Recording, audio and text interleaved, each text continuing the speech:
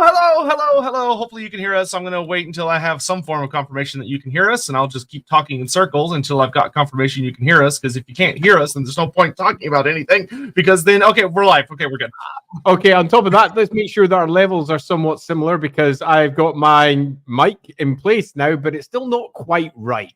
I've been screwing with the settings most of the day, and it's still pretty echoey in here because obviously there's nothing on the walls, having just moved in. But more importantly, are Sotek and I on approximately the same level? Can you hear us both, or is one of us super shouty and the other one kind of whispery? Yeah, if y'all could champion, just give us a if y'all could just give us a heads up that we sound similar audio levels, that would be super lovely. Also, man, Andy, I have been a sub to your Twitch channel for 11 months. I've almost hit a year. Almost hit a whole year. It's crazy that you've been going for a whole year now. Yeah, good old LAWhammering channel.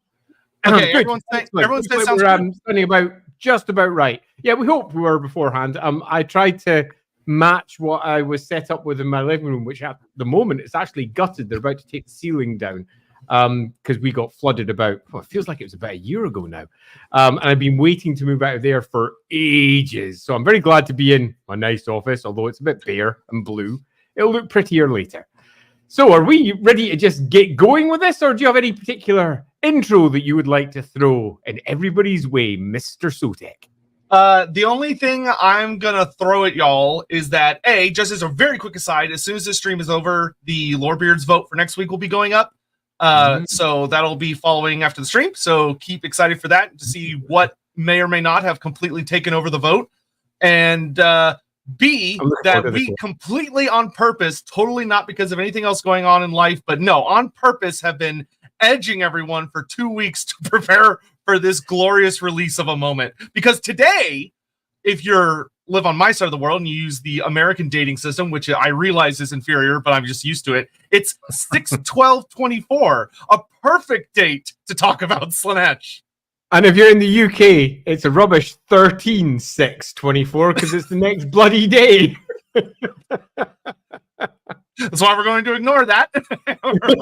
Stick with the fun version. All right, so I've got a couple of things I'd like to open with.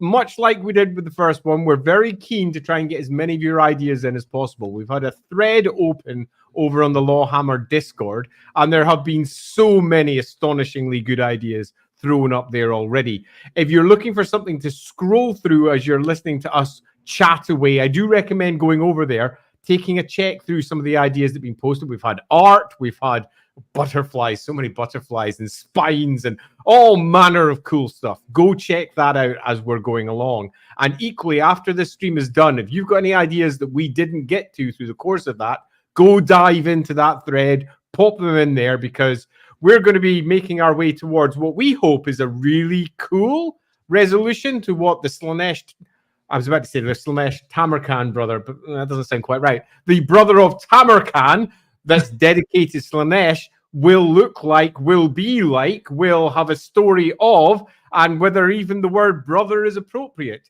And we might land in a place that you would rather wasn't the case. If that's what is the case for you, go dive into Discord and change it on up. What we've never said anything that people have disagreed with. Never. Never. I mean, that's half the fun though, isn't it? Variety is the spice of life. I will note real quick. So there are two general rules we're going to be trying to one we have to follow, another one we're going to try to follow. The first is that one of the core things about TAMURKHAN's brothers that's established in the background of the Throne of Chaos storyline is that all of them are really, really heavily mutated. So we're going to make sure that we end up with something gribbly. I've seen a lot of really fantastic art of the version we came out with the Corn Brother. There's one particular one of where he's like all these mutated, horrible shark bits that looks fantastic. And he's got a lot of little mechanical things going on with them. And it looks great. So we're going to be following that same line of logic. And then as part of the challenge because one thing that I've learned in life is that generally the more restrictions you're kind of trying to wiggle within, it can often make things easier and more exciting, is that we're going to try sort of to see if we can bind in the Throne of Chaos storyline with the Total War storyline. Seeing if we could somehow maybe perhaps have the Slaanesh brother related to the shenanigans that go down with Urson, the bear god of Kislev, being captured within the Forge of Souls under Bellacor's control, and how the Slaanesh brother hypothetically could be involved with those shenanigans. Totally. So that gives us an immediate first potential direction, or maybe a later direction, depending upon how we resolve this story. And much like we did with the first one, we're looking to have no new factions being added. So we don't want to be diving into somewhere new like Nippon or Koresh or something like that. We're looking at trying to do exactly the same as what Forge World did, which is take one of the established factions that are largely either maligned or pushed aside or not covered by the main battle game, and then breathe some extra life into it so that we can think of new ways to reinterpret that. That would be either A, something like what they did with the Chaos Dwarves, or alternatively B, something like what they did with the Nuln army for the Empire, where they completely rejigged the Empire army for that. Our path towards our throne of chaos, whatever it may be at the end, can of course encounter others as we go. For example, we could move through the Ogre Kingdoms. No, wait a minute, Tamerkhan did that. Or we could be attacked by Greenskins. No, wait a minute, Tamerkhan did that. Our basic idea here is that we can bring in other factions, but they are broadly incidental, but they may be the source of a really cool extra character that perhaps goes along with the Slaanesh. And again, I put in heavy quotation marks, brother. Yeah, so oh my god, there's so many super chats. Right, so I think there's actually probably something else worth saying. Obviously, there's going to be a whole bunch of super chats coming in as we go, so that everybody can get their ideas out there. Thank you so much for them ahead of time, and also thank you so much for them as they come in. We've got a lot of potential chat that's going to come in, but we're also going to want to try and keep the momentum of the conversation going. So we won't take them all at once and just run through them in one big long screed, because if we do that, we'll be here half an hour later, still chatting about lots of different potentials that are perhaps not as focused or as tight as what we want to have for our conversation. For example, we might say, who is the brother at the beginning? What do we start with? And then we dive into the super chats and they're all about butterflies. And we're like, yeah, well, that's not quite what we're looking for. Having said that, though, we will be taking every single last one of the super chats that comes up on screen, and we will be bringing them up. If somebody's bringing up just random comments such as, I'm going to bring up one so we get one. The Laughing God there saying, I'll have to catch this later, but I appreciate the content. If we've got comments like that, when Sotek's talking or when I'm talking, one or the other of us will just bring it up so it's on screen, so you've all had an opportunity to see it, without us necessarily having to read through every single last one. Oh, I'm so glad you remembered that, because I forgot that we said that until you said it. So to just put it in other words, if the if your super chat isn't directly relating to suggesting ideas, it'll flash on screen, but we're not going to say anything towards it, because we're just trying to keep things moving. So as I'm talking, I'm giving an example hypothetically on the screen right now. Thank you very much, and we're moving on. So let's get into these really quick. Darius Rose, hi. For the Slaanesh character, perhaps a guy who looks normal at first. However, as you see the rest of his body, it's mass of screaming faces, each one a person he's fallen in love / possessed with that has been killed by him. So I'm assuming you're saying that is like his face and his head are normal, but as like more of his body is revealed, he's covered in faces, is what I think I'm hearing. There is something there's something like that I think could work in the sense of absorbing or having like echoes of individuals that he's encountered in life with him in a really horrific way. Kind of if you think like Envy from like Full Metal Alchemist, where you have this entity that has faces all over its body, which is pretty fucking nightmarish. But that will be tricky to implement without it taking over everything else. So I have a couple of comments on that one. Number one, it will not necessarily make a really cool fucking miniature, which is one of the reasons that we're doing this, so that Forge World can make a cool miniature. Although it would be a relatively okay one with its little faces on. But you tend to find the screaming faces and things twisting from one to another is a very Tzeentch trope. And it often pops up with everything from the horrors that have faces that twist from one side to another, eyes that merge and then pull apart, screaming faces, all of the mouths speaking with different voices, skipping across their bodies. So I'd rather not lean into something that feels like it's even slightly similar to one of the other Chaos Gods. Nevertheless, it's a cool idea. I'd also, just in general, say, what's the mutation here? As in, that's not so much a mutation as it's more something that's happening to the brother as he goes. So it's not so much he's got a big crab claw. It's he's absorbing souls and they're coming out in him. And it feels less like one of the most mutated creatures that are out there than I think I'd prefer for one of the brothers of TAMURKHAN. Yeah, I almost feel like that would make for a cool unit, hypothetically, as opposed to...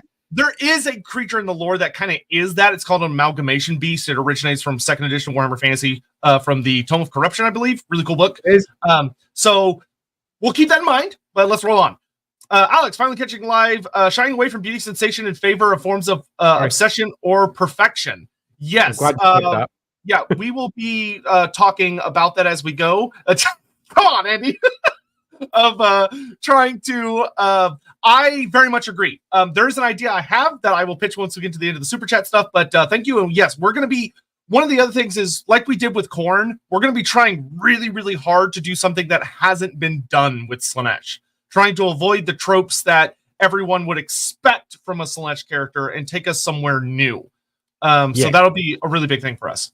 Nightbringer, thank you very much. For that brother, I would go with envy as his extreme feeling to the point of excess, and have it be where he encounters someone such thing that has something he likes or wants. His body mutates to reflect it and continues to make him more envious. I almost think that it would be... I don't know if I would go so much in the anger of mutating a copy of it as opposed to he takes things from people that he's envious of the sense of, like, if he sees someone with beautiful eyes, he literally rips their eye out, or he takes various bits and pieces from people. But I feel like that's more of like a trophy collecting habit that makes for a horrifying character as opposed to a physicality element. So I have a couple of opinions on that one as well. Envy is getting somewhat close to how we started the pitch for the Cornate brother as well, where he was looking on at the others and having to express himself differently because of the situation he was in.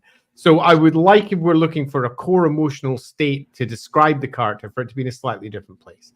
And I think that is somewhere we're going to have to start with once we've gone through our first batch of super chats. And that's deciding who it is to begin with and where exactly does the throne come in. Let's see. Captain Magma, a lord with an excessive lack of desire may be interesting. His followers could be just like Brian's in Life of Brian, where they misinterpret everything he does as a command. Maybe a good way to spin Slaanesh's whole desire trope. So this is vaguely, very vaguely, but this is vaguely close to where I'm going to kind of try and spin things, which we'll talk about in a little bit. But I like a lot what you're putting down of kind of putting a play on what we imagine like a typical Slaanesh character to be, and going with someone that's a little bit more on the, instead of it being very vibrant and excited, and someone that is more like Sigvald, going more in a direction where things get worn and gray and tired. Yeah, I think there's definitely something to that. For example, Pyros bringing up what about depression and sadness, and also from Dipitography? Yep, that sounds great to me. Sure. Sorrow would be amazing as well. So I think there's definitely potentially something in that, and we should keep that in our head as we're moving forwards. Yep, Nightbringer. Oh, Kalima Urson thing. I like that. As for capturing Urson, I think it'd be great to have him start in Bretonnia, and he makes his way to Albion, where he encounters Bellicor, who leads him to find the bear with the idea of turning into the core for the Throne of Desire, only for Bellicor to eventually backstab him in order to claim Urson for himself. So, I like the idea of starting in Bretonnia. I like the idea of going to Albion a lot, because Albion is somewhere that's really, really important in Warhammer Fantasy, and like the Shadows over Albion campaign lives in a weird pseudo did it happen, did it not happen zone. So having a way where we revisit Albion and make it, oh yeah, the invasion of Albion canonically did happen, but it ties into the Throne of Chaos storyline. I really, really like that. There are some other things I think would be fun to add on. Like there's a faction in my head I really want to explore adding, but I like what you're putting down a lot. Yes, so do I. I think that this is a fine example as well of potentially taking something that has been already touched upon inside the official game, Albion, and then doing something new and Forge worldy with it. So that would be moving into Albion and running with the whole concepts of the Truthsayers, the Fen Beasts, all the other things that were suggested might be there, along with our big Cyclopean giants and all the rest of it.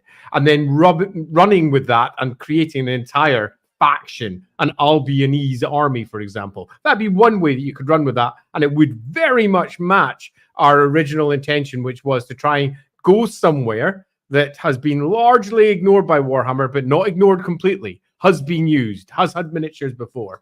And that would match that. Not a bad idea. Quite like that one, Nightbringer. Yeah, I like it well. And here we have Dirty Mancer also talking about Urson and saying, I'd like to point out the Nakari already knew that Urson was captured all along and Be'lakor was doing it. So I think having Slaanesh or the likes of Nakari being involved somehow would be very interesting. Which, of course, yes, we very much agree that like having Slaanesh be involved would reinforce that the Keepers of Secrets already know, not only because they're Keepers of Secrets, but because they're somehow involved in a fashion. So yes, excellent.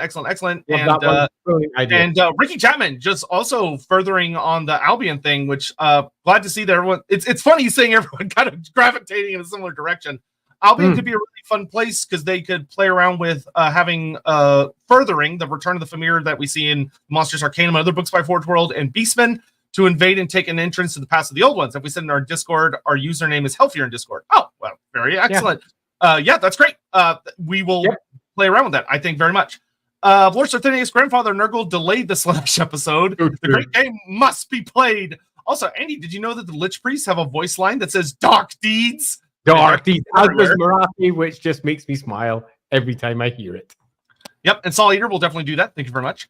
Elevator pitch. Brother decided to attain perfect form prior to Ascension. After all, how could he not give perfection to Slaanesh? Also becomes the perfect apex predator or dragon. So I will say, I appreciate the elevator pitch. That is perfection as a motive is Sigvald personified. Like Sigvald, different characters represent different concepts, and Sigvald is the perfectionist character. That is his whole fucking thing.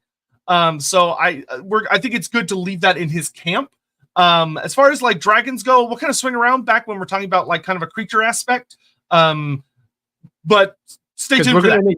Much like we had with the first brother that we discussed too, we want to go for a big fuck-off miniature. Something that looks totally awesome. Somewhat similar to our Toad Dragon with Tamurkhan sitting atop it. So yes, we're going to want to have that. Yeah. I had an idea, Song of Power, that the brother is young, near teenage years, rides a giant leopard similar to a manticore mount, and he's situated near Telia or Stalia during a Renaissance-inspired period and uses some kind of spear.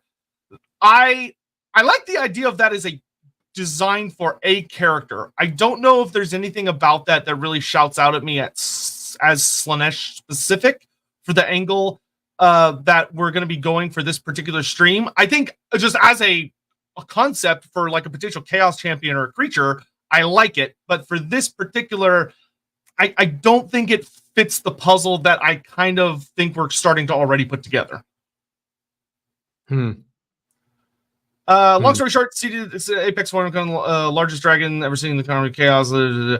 Big dragons. I like my big dragons. I think if you're going to have a big dragon storyline, it'd be better to do something with like Galroch. If you go watch our Galroch stream, if you want to mess around with that, I think it'd be once again, generally speaking, the thing that I think we really want to try hard to do, because it's an easy trap to fall into, is avoiding ideas that already exist that could be adapted to fit without much jiggling.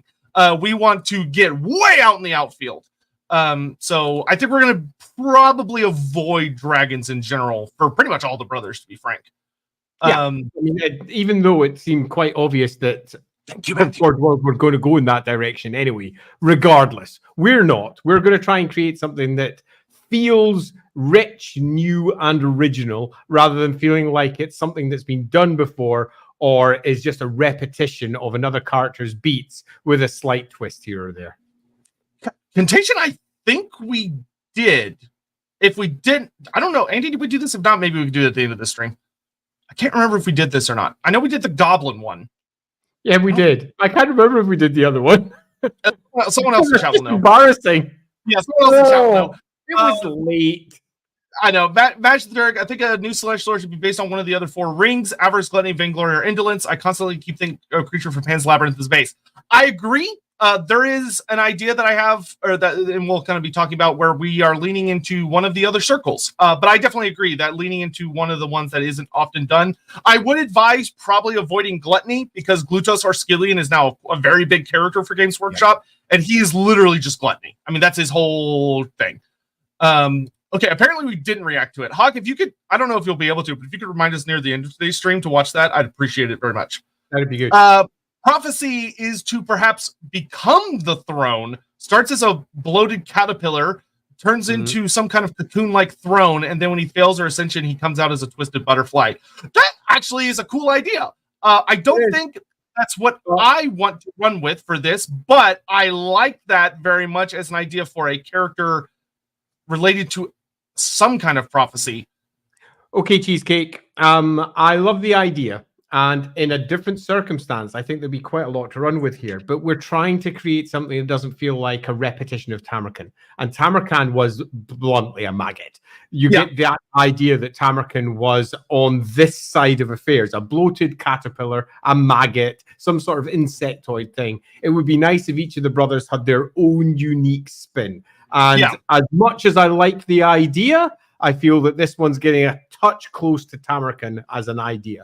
I agree. We're going to be avoiding bugs, to put it very bluntly. I saw some really cool discussions about why Slaanesh and insect themes work very well together, and they do. Slaanesh does have insectoid themes with like scorpions, various 6-legged bugs. Really cool old Chaos Champion miniature where the big long snout and a big flicky tongue that came out with big insectoid arms and big insectoid heads. So yeah, insectoid stuff in Slaanesh is not entirely new. Same with, as we've discussed before, Tzeentch sometimes being associated with bones and undead type things in some of the older models. But I don't think that necessarily means that we should immediately jump in and say, that's what we'll focus on. Yeah. So, love it.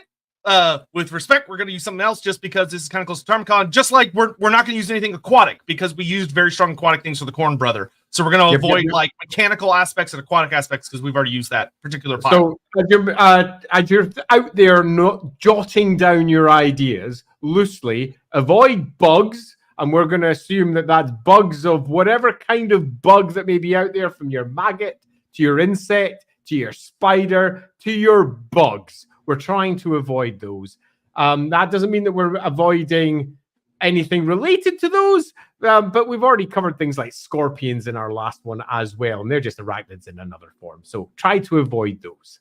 Yep. Spore Judge, great Gert, the fattest dragon possible. Fun idea. It is a fun idea. But I like the idea for a creature that exists within the setting. I think having a gluttonous character running around Warhammer Fantasy would be something fun to play around with. I just don't want to use that for this particular character, just because we're too many ogres fulfilling that role already. Yeah. Zorian Other, perhaps inspired by previous Lorebeards, maybe a Drider-like creature who somehow has goblins working with them. Their perfection and contempt for goblins leads to their downfall. That is once again a fun idea for a character within the setting. That kind of gets a little close to the insect thing. B leans very heavily on greenskins, which we have already used for an element of the Corn Brother story and for the TAMURKHAN'S story. So we used a lot of greenskins already, so I personally think we should avoid them for the Slaanesh story, but I do think that's a fun idea for a chaos character. Though if you're ever bored and want to do some really fun research about Drider-like creatures, look up the what are they called? They're these little spider guys that are kind of like Driders, and for the life of me, I can't remember what they're called in a second. They're in the Warhammer Fantasy Roleplay Companion book. And they're like Silkins, yes. Silkins. You can look them up. They're actually super fucking nightmarish. They're not very large, but they're exceptionally dangerous. I would heavily advise you look them up. One thing, Slaanesh Brothers' concept of living sacrificial altar, either a mount or a brother himself. We will play into that. I think the idea of living flesh and Slaanesh go well together. Kobold, a character based on sloth and sadness. Yep, I agree very much. Would be cool if they have an order faction for their tag along as opposed to a typical destruction faction, either through slavery and manipulation. That is an interesting idea, especially for a Slaanesh character. That is not a bad idea at all. I like that. One of the primary tropes of Slaanesh, when Slaanesh is used in various games, beyond just simply Warhammer or, for example, Total War, is to use the nobility, to use the upper classes, to have them be a part of the Slaanesh forces. If you, for example, play Chaos in the Old World, which is one of the board games that FFG made, the Slaanesh god, because you play Slaanesh as one of the 4 gods, could effectively just use noble tokens, and they were Slaaneshes. And I think there's definitely something to this where you could take another person's army and use that as your core chaos army, and then twist it around and turn it into something else. Okay, interpreted Cyclopean giants. Yeah, you could do that. You could take the idea of Cyclopean giants and say, oh, they're Phoenician giants, or they're Cygors from the Beastmen, or they're just regular giants that have a single eye. You can play around with that very easily when you're doing a roster. Especially on the lack of desire thing, could be a Buddha-like character where their followers come to him and try to achieve nirvana. I'm unsure how to. I like what you're putting down there. So, okay, I will say this now. I'm going to make an executive decision that when this little timer appears, that I can see that y'all probably can't. It's 30 minutes. I am going to take a pause from the super chats to talk about some of the ideas that we have running in our head after reading much comments. Because, thanks for bringing that up again, Pyro, because this obviously popped up in the Discord chat as well. And I think that there's potentially something in that. Particularly given that we've got ourselves quite different styles of brothers with what we have first with our Nurgle one and Khorne, but having someone who's potentially relatively at one with themselves would be very, pardon me, different. Yeah, someone who has much less of a personal interest for various reasons, but gets dragged along anyway. Or he could invade it. He must consume Urson or Albion God. Wow. Swarsha, dude, you don't need to put these all in separate chats. We really appreciate the support, though. Thank you so much. I will say, the idea that there's a character out there whose goal is just to keep eating things to make himself larger so you can eventually eat a god, to me is very funny, and could actually make for a surprisingly horrific character. I would almost feel that it would be more appropriate as like an adherent to the Great Maw, so like a really crazy ogre character who's out trying to run around the idea of emulating his god to the extent he wants to eat another god. As opposed to a Slaanesh character, because gluttony, I will say, I really prefer the Glutos or Skillian view of gluttony, where it's more about he's trying to achieve a sense of perfectionism through sampling every flavor and concept in existence to experience every sensation of eating. That's more Slaanesh to me than necessarily just eating the biggest thing one can, which leans more into the ogre territory. You could argue that, oh, well, excess is excess, right? And I would say you're technically right, but I think it's good to try and find borders there where you can. Robert Roser Orc, Slaanesh brother, focused around sloth and gluttony. Mutation is basically a mouse shaped like a mutated Iron Maiden, carried on a palanquin. Spiked tongue drags foes into him that he then digests and torments. That's a very elaborate mutation. I will say, though, let's put that on the shelf because I think there might be something in that. Yeah, there is something in that. We will swing back around to that. That is interesting. I think that's interesting. We'll swing back around to that. I've got that. There. Okay, yeah, we'll swing back around to it. To me, the most terrifying direction for a Slaanesh character would actually be a purity special, ideological or religious type Slaanesh figure. Also, I am shilling a Judge Holden inspiration. I do not know who Judge Holden is. I'll do some quick Google foo in a minute. But let's see. I feel like tying Kostalton's story into the Slaanesh brother after Urson comes back, where Kenran has a true ending, giving him and the Orthodoxy more of a purpose, and his talent for sensing chaos. There is something in there that we'll talk more about how meshing the Total War total line into this, if we can get it to work. I will say that actually could work very well, where if you read the short story about Kostalton, one of the things that's really catapulting him to fame is that he has gotten very good at specifically rooting out Slaanesh cults that have taken root within Kislev. As if this lining up well. Yeah. So yes, frankly, just yes.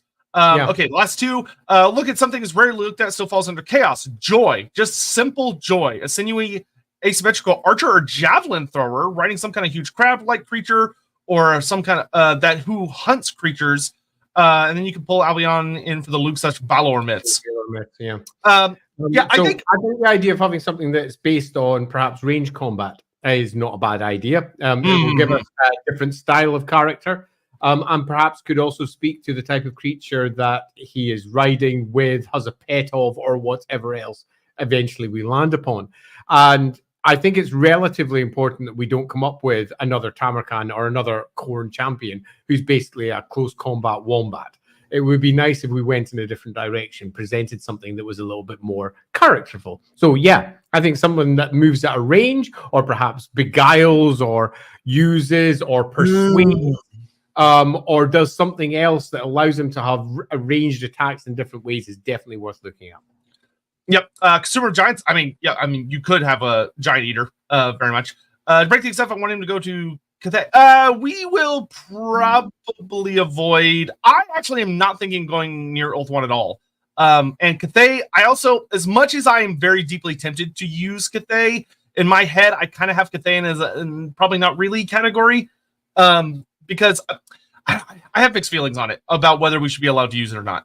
I say, let's make the call on that one when we do our last brother. Okay. So if we're going to use it, we use it properly, and we make that a core part of Tzeentch. If we're not going to use it, we just don't use it. Then we're away from it. But Yeah, I think, right, let's not use Cathay for this one. I'm going to put a pause on the super chats. Thank you very, very much for the glut, quite literally, of ideas. And I'm going to let us kind of throw some things about what we're thinking about everything that's sort of been thrown at us, which there's already been quite a few things that y'all have thrown that I'm like, about. So here's what I'm thinking right now. Before you go, as Sotek's talking, I'm going to throw up some of the posts that you've been popping up on the chat as he goes. He's not going to be addressing these. These are just going up. So if you happen to just be watching this on YouTube at a later date, you can have an idea of all the various chats that have been coming in from both Twitch and from YouTube. So I'm just going to be dropping them in so you can have a look. Brilliant. So I think when it comes to what is the thing that I really, really like about the brother that we could put a spin on that hasn't really been done before, is that when you look at the Tamarkhan brothers, one of the things that the story frankly tells us is that these guys are exceptionally old. They're incredibly old. They were been around since before the building of the Great Bastion, according to the myths about the Great Kurgan. So we're talking thousands and thousands of years. And something that is often explored as a concept in other universes, or like just as a general writing trope, but doesn't often come up in the Warhammer universe, is the idea of immortality and living forever as a genuine curse, as opposed to being just a benefit. Of having a character who has lived for so long, and especially being Slaanesh, for when he initially started off, pursued every delight, every pleasure, every sensation. But what if we were to run with a character who, over the course of time, has started to fall into that more slothful depression era of his life, because he's done everything there is to do. He's experienced everything there is to experience, and life has just become a drag. Life has become something boring, unsatisfying, gray, and he exists and he's incredibly powerful, but he's very different from what you expect, and he's not the raging, envious fury of the Khornate brother. He's not the arrogant, self-obsessed desire for incredible power and plowing through everything ahead of him with recklessness of Tamarkhan. Instead, you have someone who's he's just been around. He's practically a demigod in his own right, but he's bored. And not bored in the sense of like, oh, there's nothing to do at this particular moment until something new grabs me, but like a genuine depression, of that feeling of like, even when something happens that might excite someone else, he looks at it and just goes, there was a time in my life that would excite me. I miss those times. And the Throne of Chaos, instead of it being a prophecy that is pursued, you have a prophecy that exists to try and rouse this entity back into motion. Okay, so I'm going to interrupt because I think we're getting somewhere here. I'm going to throw in a couple of extras on top of that. I can and still let's see hear where it you. goes. I will be right back, but I can still hear you. Oh, good to hear. Watch the curtain push back and we see into the back of Sotek's room. Anyway, that aside, I really like the idea of taking one of the core concepts of Slaanesh, which is often ignored, but is pretty much front and center in many of the cults that are portrayed inside the role-playing side of the game. And that's the idea of being jaded. Indeed, the Jade Scepter is a core component, not just of Slaanesh, but of many of the cults as well. So the idea of a character who's properly jaded. So I'll throw out an extra couple of curveballs on top of what Sotek has already suggested. If we're going for the idea of someone that's old, then perhaps we literally go for someone who is super old. Long white hair hanging down. Someone who has literally one punch man his way through everything. Whether it's a, I don't know, a vampire, a big monster, various kind of champions of chaos at the top of the world as he's making his way from place to place to place, looking for something, anything that can provide him with a challenge, some sort of stimulus, and nothing can anymore. And if we've got that as an idea, we can start building an idea of where that character might be coming from, regardless of what it looks like. But in my head at the moment, I have this big, long, emaciated, thin character with lots of interesting mutations. But if we have something like that, we can have them attended by a whole host of daemonettes carrying various trophies of those that is defeated in the past, different weapons for different challenges. There's lots of things that we could do, quite unlike Mordred the Damned for the small comment that brought up there. We could have them potentially even attached, all of them attached to him by chains.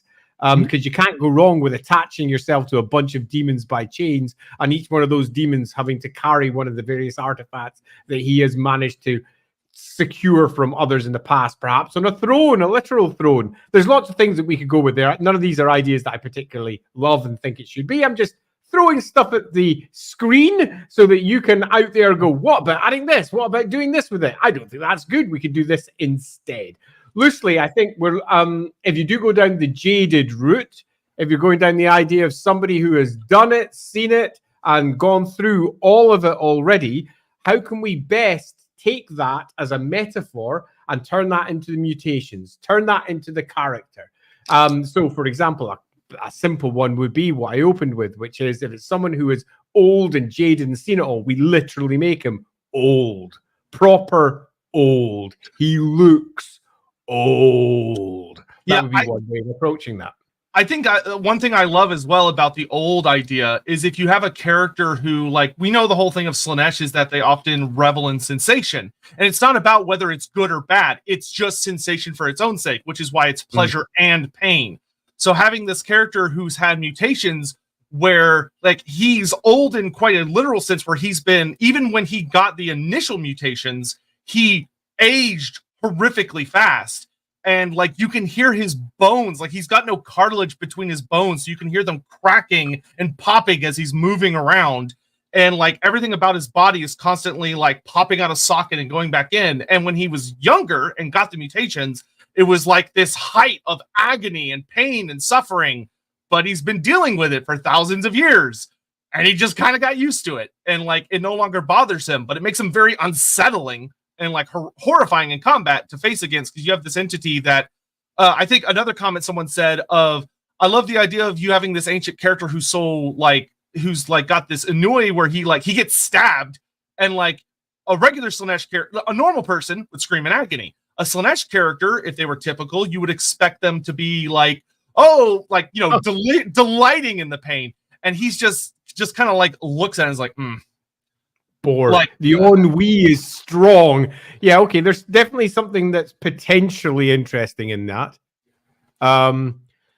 Yes, definitely something. Okay, so we've got, before we get caught up with all of our details, we've got a loose direction at the moment, at least, which is someone who is jaded, someone who is old, someone who has been there, who has done that, who has got the t-shirt, and is very much no longer very interested with anything.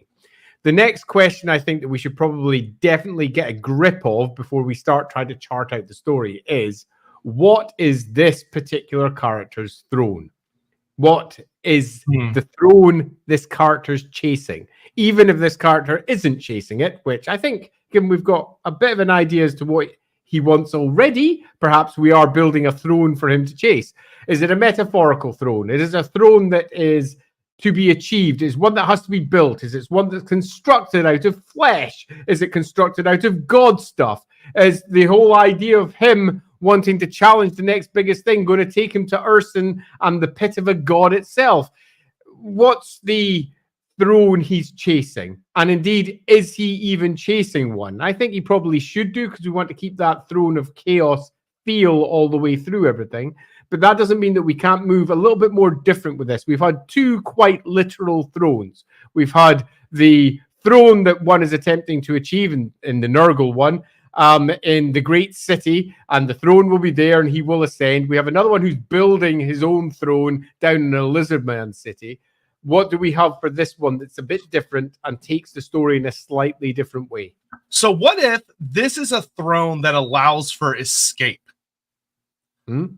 This is a throne that is a little bit more on the metaphorical side of achieving something that would allow him, according to said prophecy, to basically escape from everything that has made him what he is, which he hates his form of existence now. Whether that's, it'll allow you to ascend to some form of godhood where you'll be able to live like an entire new form of sensationalism and existence. Or maybe it's this will change your body into something completely different, so that if you wanted to have a tragic angle to it, it could be that it's like this idea of, a throne of freedom, exactly, where it's this idea of, if you were to find this throne, it could change you in such a way that you would get to experience something no Slaanesh champion ever gets to, which is, what if it made you into like a normal person and then you simply die? Or you get to I think possibly you got onto something there. What if we are actually going to try and justify his mental position as to where he is? Maybe he's immortal. It's a classic tale that we could definitely play with a little bit. And he just can't die. And that could turn into something that could be quite fun. And the throne for him is quite literal escape from life. The escape from the horror of the material realm, where it's no longer got anything for him. He's felt everything, done everything. And every time he tries to bring an end to this particular existence, it just doesn't work. So he's actually, in some respects, looking for the thing that can kill him, which would give him an excuse to potentially be looking for a god. The thing that could take him down. I do like that quite a bit. I want to take, with those ideas junking around, I do want to take one last little, thank you, Hagen, one last little quick stop of where could he be and where could he be going to, just so we've kind of touched on every category, and then we can turn back to super chats and comments and stuff, and we'll revisit here in a moment. I will say, I love the super chat from earlier about him starting in Bretonnia, of an idea of, there are a lot of really fun unexplored places in Bretonnia, and combining that with the idea of someone suggesting that what if he had an order force along with him. Think of it this way. What if you were to take the laws of chivalry and have a character who's able to exploit it in an unusual way of, like, because, the easy thing for us to think is, what if he was just like Azazel, with the whole thing of like Azazel being so beautiful that he like twisted a bunch of Ulricans to just like serve him, right? But what if he didn't actually twist the Bretonnians? What if it was a situation where the Bretonnians, due to certain matters of chivalric law, join up with him because in their view, it's genuinely a right thing to do? And that, what if there is a situation where you have a prophetess who knows that should he complete this journey, he will die. It will be bringing death to a terrible champion who, if he's left upon the world, he's left within Bretonnia, he could go on to create worse havoc. And having like a really weird situation of having I'm trying to make it work. I realize it's a It could be a more obvious manipulation as well, where it's just Slaaneshi things doing Slaaneshi things. I have an issue in that we really don't want to lose his roots, and his roots are in the north. And he is a northern character, and that northern character could have been raised, spirited away, could have been twisted in all manner of different fashions. But I think that to properly rationalize the story for Bretonnia, you have to rationalize the story of him getting to Bretonnia. And then once that's in place and what he's become and why he's there and doing whatever he's doing, you can then much more easily attach on all the necessary story points to ensure that he then does what he does there and moves on out towards presumably Albion, if we go in that direction, and then from Albion over to Kislev. I changed my mind. I think Bretonnia should be the bad guys, and they just get like a very heavy faction focus through being not the bad guys, but the antagonists. They're the bad guys. Our Slaanesh hero. Yeah, actually, so here's what I'll say. The factions that I really would like to see as a part of this are if you have a start in or near Bretonnia, or he's in Bretonnia when the story happens to take place. He starts in Bretonnia, he works his way up over the Grey Guardians, goes around or near Marienburg, because the faction I really want him to run into before he makes his final jaunt to the Albion and then potentially over to Kislev is... Actually, no, I would go Albion and then play around with past the old ones like some other people said. I actually would leave Kislev out of it. But I would want him to go to Laralorn and have the Laralorn Forests get a feature focus as a major faction like the Chaos Dwarves did. That gives us... We've already got the Wood Elf army list. Yes, but and it's like... And that whole army list is focused on the Laralorn. I think it would be more like the Nuln focus with the Laralorn focus, where you get to have a group of Wood Elves, but they're very different. It's like, oh, we get Ioneer Wood Elves instead of your typical Azrai Wood Elves. Because there are some... Pardon me, you said Laralorn, not Athalorn. Yeah, not Athalorn. I retreat. Laralorn. Oh, wait a minute, Laralorn. Okay, yeah, Laralorn is different. So I'm thinking, I think that could work. If you start there's a lot of factions he could run into. You could say like, oh, he's around Musion, so he deals with like the vampire, with the like pseudo ones. Yeah. So I would be more interested in like he's near northern type Bretonnia. He ends up going across the Grey Guardians and goes near Marienburg, which you could have a fight in Marienburg or around, which could be fun. I'd like to avoid Marienburg because we got quite a lot of Marienburg stuff in TAMURKHAN.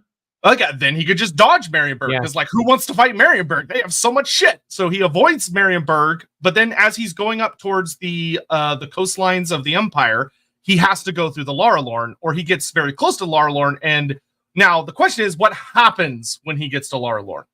I think before we do that, let's jump onto our super chats, because I think we need to pin down the story. So we've thrown lots of stuff at the wall. Now let's see what sticks.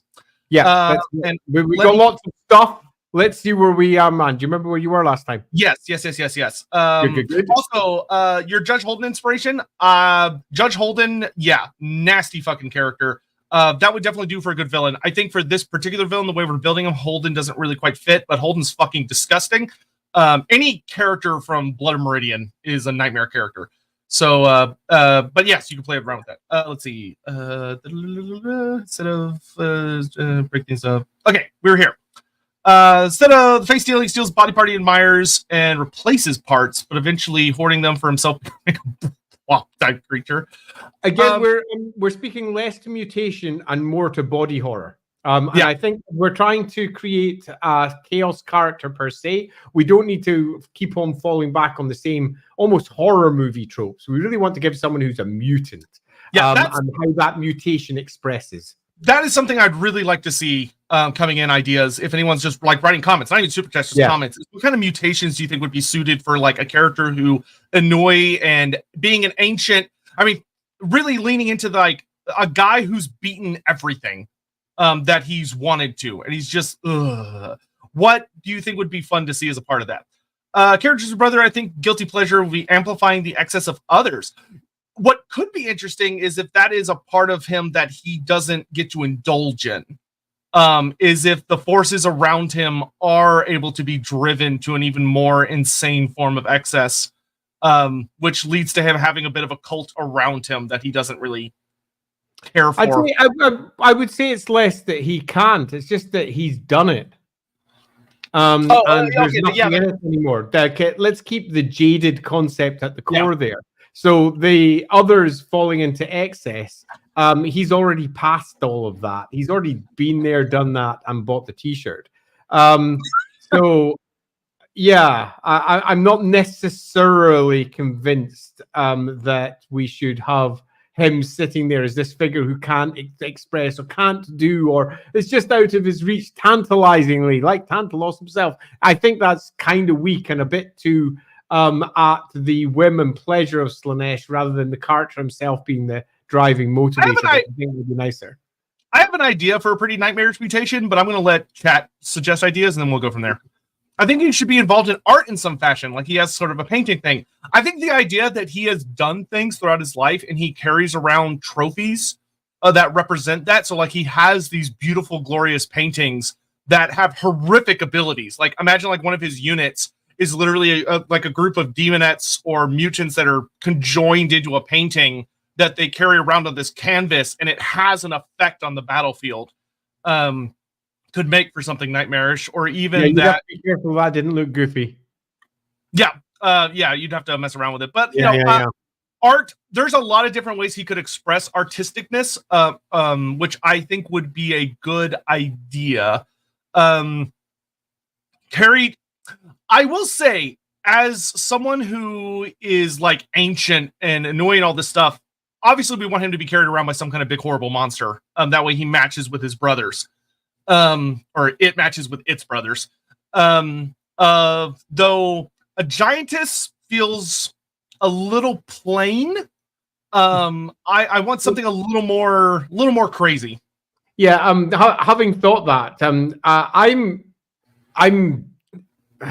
almost gut against the concept of using sloth because it feels really quite close to Nurgle, but I'm not against the idea of him just being so jaded that it takes something unique and special for him to move. So the actual model is him lounging in whatever mutated way he is on a throne or something similar, and it deals with everything until that one thing steps forward that he goes, this is worth my time. And then he gets up. And then he moves down, and then he one-punch man the next bad guy. I think that could be potentially a different way of doing it. So we've basically got ourselves a character who is better than everyone else, but literally doesn't fight. Shadow magic focused character manipulates things, create fear, and cast feet upon. Use prejudice, Kislev, use Kostalton towards ends. I will say that because this story that we're probably looking to build will very likely involve Be'lakor quite heavily, I feel like Be'lakor is going to fulfill that need for us.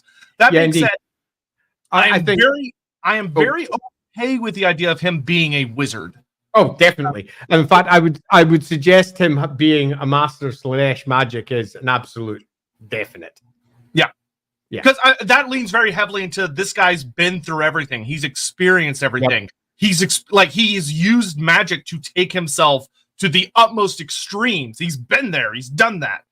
And that would also make him a pretty horrifying wizard because he would understand a lot more about how to use magic than most people would because he's experienced so many different things. He would be a horrific wizard to deal with. Scion, my idea would be a sorcerer who torments people with their own minds. Like he's able to evoke extreme regret and suffering by inflaming people's own guilt and regret, then he feeds on the anguish. I will say the idea that I could see an interesting idea of that he has the ability to feed on extreme emotions that gives him just like half a breath. Why? I mean, if we're looking to speak to the metaphor of who the character is, if we're looking to have him express something that is jaded, I mean, that's nothing to do with consumption. Okay, so maybe flipping that to where he's able to use his sorcery, like Science says, to inflame people, what people are feeling, so that they get to experience just an iota of what he's experienced over his long life, and it causes horrific damage. Okay, now we're looking towards potentially a unique spell. So basically the lore of jaded fuck, and him just giving them the smallest, merest iota of what he's already been through, which is enough to bring anyone else shattering down to their knees, breaking their knees. And he's like, yeah, well, you're clearly not going to be of any use to me in the slightest because you can't even cope with this tiny thing. I dealt with that 1,000 years ago. Get out of my face. I definitely think there's potentially a really fun lore of Slaanesh effectively in there, which is giving others the things that this entity has already been through. Yeah, I do like that. Weaponizing the concept of weaponizing cringe. Maybe not quite that, but I do. Yeah, like Andy was saying, like the idea of someone's like experiencing pain and he's able to say, no, that's not pain. Allow me to show you like pain. Or like, oh, that's not rage. Let me show you true horrific rage. And they attack the people around them and stuff like that. I like that a lot. Maybe the sibling could appear similar to Scylla, a person with lower body tentacles. Scylla, like from actual, lower body tentacles lying in the sea. Frankenstein body parts could still work. The idea of him having like a series of tentacles instead of like legs, where he's like able to like it allows him to do many different things at once. They're constantly like moving around him, caressing things, grabbing at things, touching things. Like he's not even active about it anymore. But why? Again, I think whenever we're making decisions about the mutations and how they express, what you need to keep in your mind is, what is this mutation there for? What's the story it's trying to tell? And if we're telling the story of someone who is jaded, someone who has been through it all, how can we express that physically? What can we do to this poor sod that we're going to completely mess up in a variety of horrendous ways? What can we do that just tells the story of someone who has done everything? How can we express that through mutation? I will say I like the idea of there being notable amounts of tentacles somewhere on his body, in that when he was younger, they did act as these profound sensory organs, but now they lean even further into the idea of he doesn't get up a lot of the time. Like these tentacles are moving around and like doing things as he needs, but he's just like, he almost looks like he's dead, just sitting there on his throne, because most people aren't even good enough. Yeah, now you're talking. Now we're talking about these things have got a purpose. They were extreme sensation, and when he was younger, they felt everything. But now they hang limp and loose, dragging behind him as he stalks forward with all these things just dragging because they're dead now. He feels nothing. He's numb.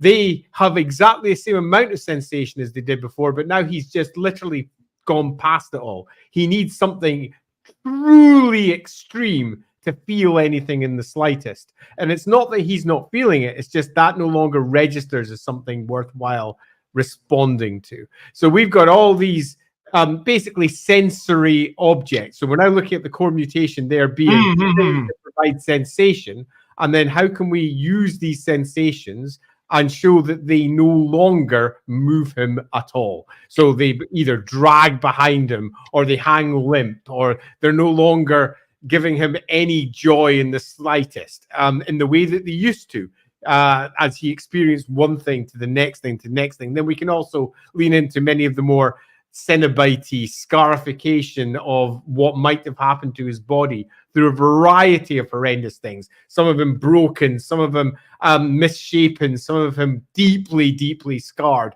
to half of his tentacles hacked off in places, as he tried to figure out some way of feeling something again. Oh yeah, I really like that. Yeah, because then you could have like on the model, you could have like, oh, one of the tentacles like has had the flesh flayed off, so it's just like the bone of the tentacle, and like another one's like flayed open, and another one is just cut in half and stuff, and then some of them are normal. And when you read that, oh, those are his sensory organs, it's like, oh my god, yeah, he did that to himself. There's possibly something in that.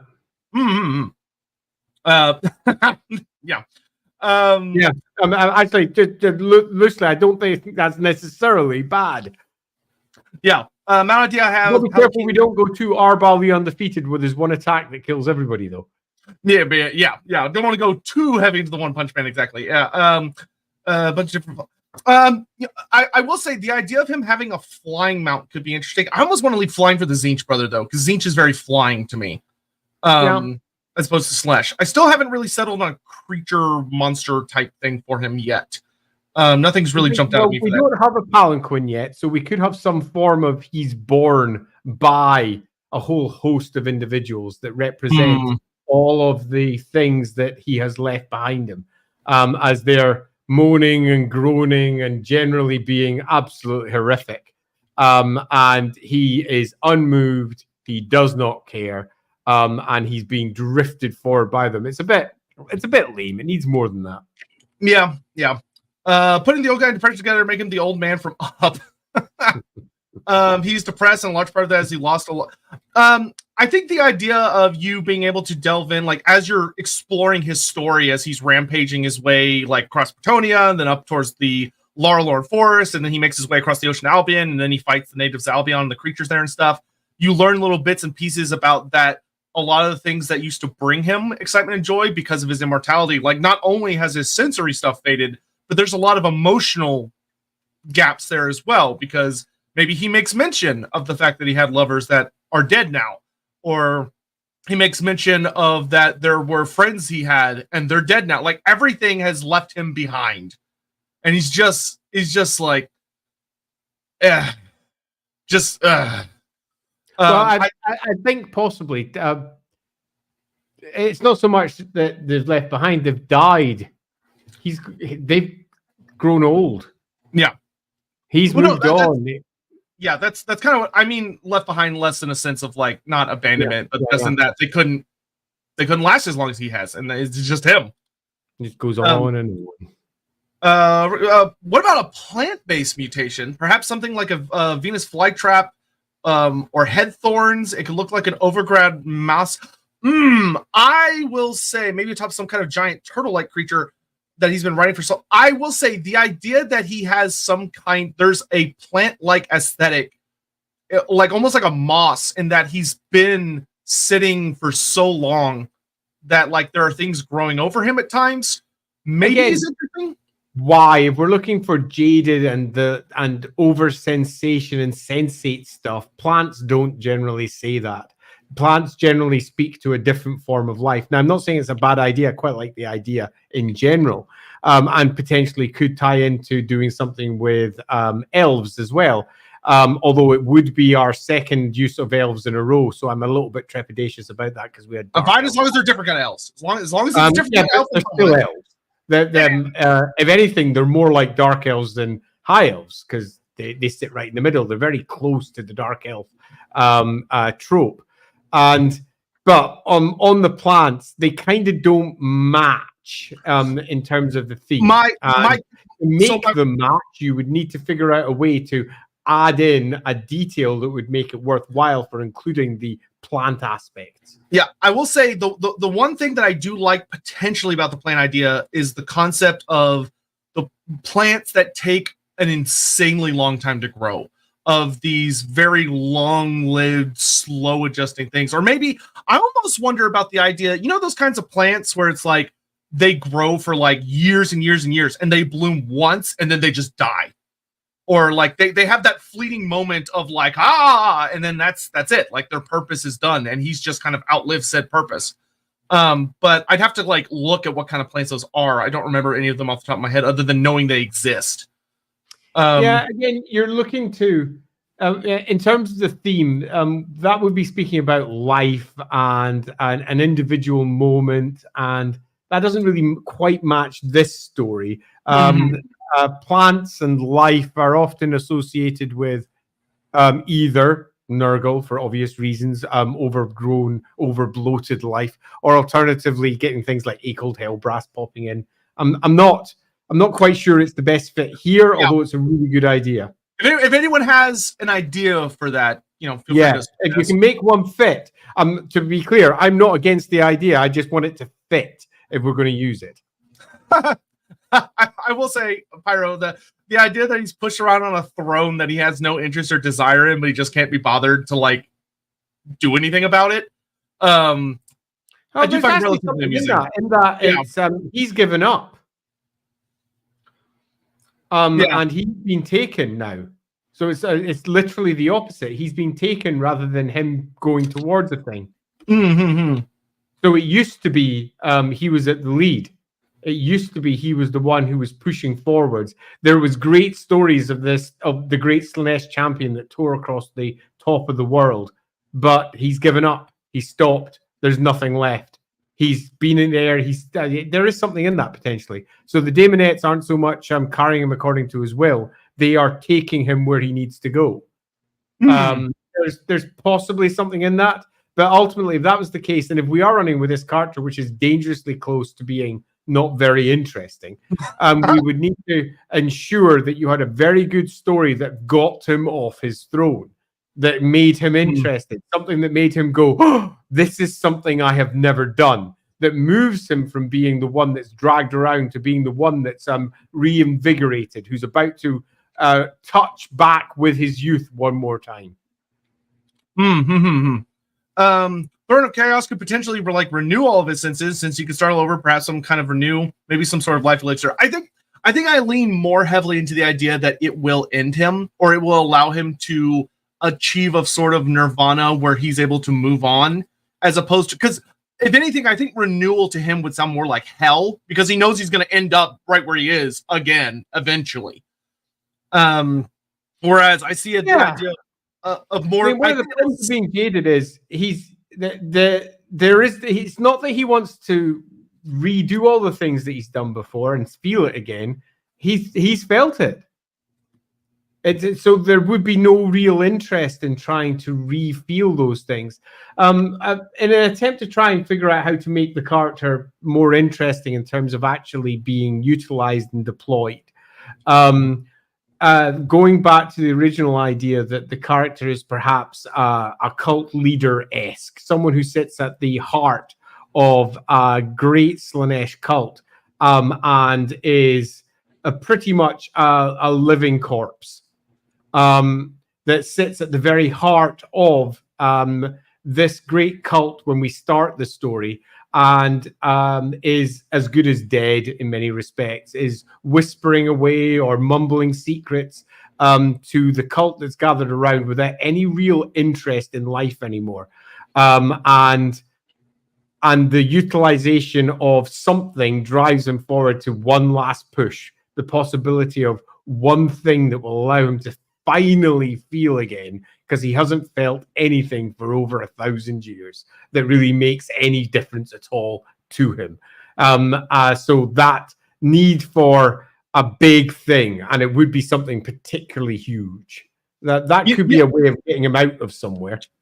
Yeah. Okay, I've got some ideas circling, but I'll come back to those in a minute. It could be a person that looks normal, beautiful, even right when you're nightmarish monster, and upon closer inspection, they are the same. Oh, so it's lady. J-Rat, I honestly would say I kind of want to swing back around to this idea with the Zinch brother. There's something in that I think could be fun to play around with. So hang on to that for the next one. Could they be driving off the World's Edge Mountains, clubbing through Sylvania, Ostermark, and Stirland, maybe, or even Talabecklin? I think for me personally, I kind of want to avoid having Empire baddies. Yeah. Just because we've already used them, and I want to do something really fun and different with each of the guys. Yeah, agreed. Where it's with Corrin, we hit on Dark Elves and Lizardmen and Tomb Kings. And with TAMURKHAN, we had Chaos Dwarves and Ogres and the Empire. And kind of keeping that going. We're here. We have Bretonia, Wood Elves, and then you could do a Norska and your Famir and stuff. And even Kislev if you wanted to at the finale if you wanted to. Kind of love the idea where his throne is setting up a situation where a hero gets strong enough to defeat and supplant him in Slaanesh's eyes. I feel like that might. There's a potential there where you could have that the Throne of Chaos is a type of that's a possible idea. I think that's something we can kind of hold on to. I think it would be very difficult to make work without having the narrative split, where you're like focusing on like this one thing and then flashing back between the Slaanesh character, which I think generally is not what we'd want to do. We'd want the story to follow him until the third act, and then that's when you start seeing the other characters crop up, to emulate what we've done with TAMURKHAN the Corn Brother. That being said, I think there's something in there that might be usable. Thinking he might be seeking the true release of death, the last sensation to be experienced true bliss. That could be a way you look at it. Yeah, I'm trepidatious with it purely because it's such a overused trope. Man, and it's not necessarily a bad idea, and it could be spun in a really fun way. But I'm just slightly trepidatious. Yeah, now I will say I could see it working really well as being less of his goal and more of the last moment we get to see him, where it's TAMURKHAN dies in shock and like rage, the Corn Brother dies betrayed and like, but the Slaanesh brother, like as he's dying, his death scene is more of this, where he has like that release of finally. Could have like that adds like a different ending to the story, but it's not necessarily what he was seeking. It's just more of the way he experiences it. Yep. SCP-96 could be a good inspiration for you. Is that Shy Guy? I think that's Shy Guy. Oh, you know what? I will say the idea that a mutation. So along with like some of the, I really like the tentacles. Elongated limbs is a mutation that I don't think gets used as often as it should. And it is a creepy fucking mutation of having like arms that are overly long. Just these big, thin, huge, long arms with like these big splayed hands at the end. You'd have to be careful again. Those sort of things can very quickly turn goofy if not handled right. Yeah, you definitely. I think the really important thing is you'd want to keep it unsettlingly thin, not like paper thin, but like it's very bone. And then when you actually like are looking at historian stats, like it is horrific amounts of power behind it. You're probably looking more at drawing a physical metaphor for drug addicts and similar people who are chasing the dragon, so to speak. In fact, there could be a good use for the metaphor chasing the dragon there. And that's something to consider after. But anyway, carrying on. We've got quite a lot to get through here. He could have mutation that's caused him to become almost ghost-like, where he's faded a bit. He's like pseudo-ethereal. I have a reason that I don't think that's a good idea, J. Rath, and that actually takes away the idea of jadedness. It's not that he's jaded, it's that he can no longer do a thing. And the whole point of Slaanesh is that you're going further and further. It's excess. This wouldn't be excess. This would be taking you away from excess and actually limiting your sensations. So my preference would be not to do that. This is something that I would do with one of the other gods if I was trying to twist it around a bit. Now, that doesn't mean that we couldn't have a Slaanesh champion who was cursed to that so that they could no longer do a thing, but it feels weak for a jaded character. Yep. Let's see. A massive serpent/lizard-like body with smaller snakes sprouting from over his body, which have hypnotizing gazes, which adds to the jaded aspect, as so many enemies can't even catch his attention because the snakes just grab him first. Yeah, I think there's potentially something to his body just working independently to him.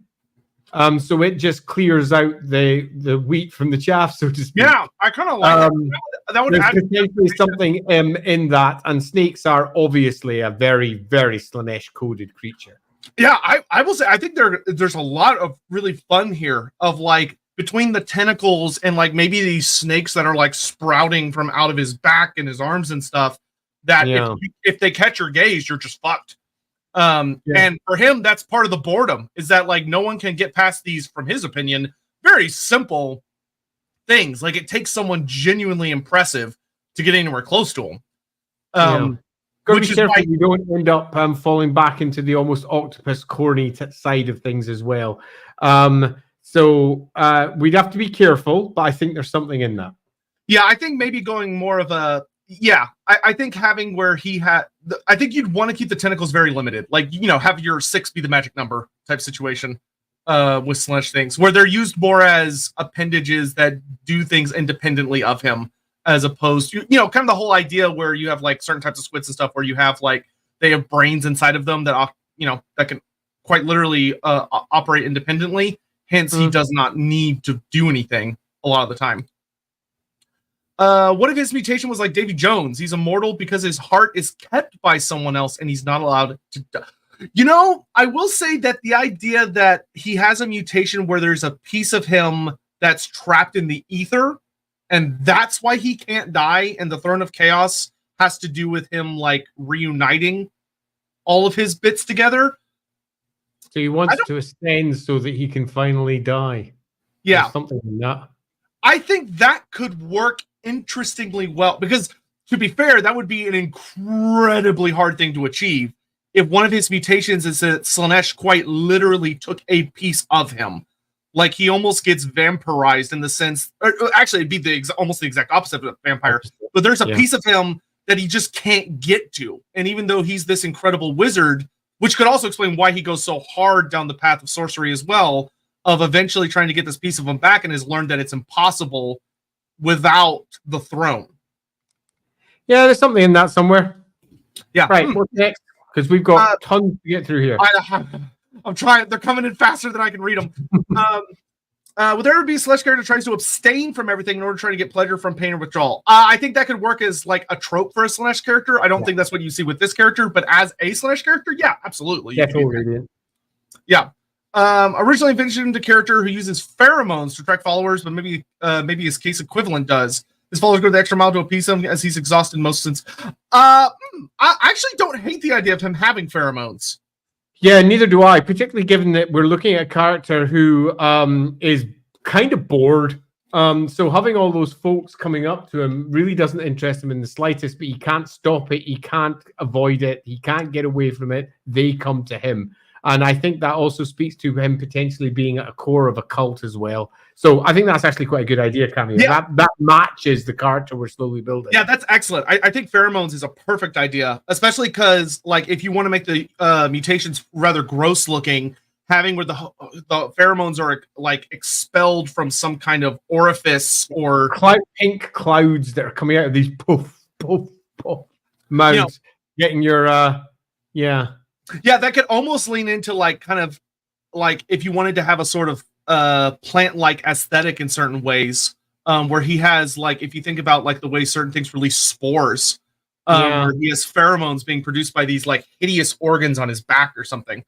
Yeah, now we're getting to something. So that feels Slaanesh-y. That feels like it fits. It also gives you've got potential parallels with the fact that it is, generally speaking, plant life that provides the greatest, strangest sensations that you can achieve in the real world, where various drugs are all drawn from various seeds, milks of seeds, plants, and similar, and of course various fungus as well. So that could definitely work.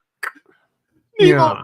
Okay, I don't know if we would run with this, but I will say that this is like S tier Warhammer Fantasy Roleplay British writing, that his legs turn into laurels. When I'm saying, what's the story? What are you doing with this? Where's the metaphor? That's a fucking metaphor.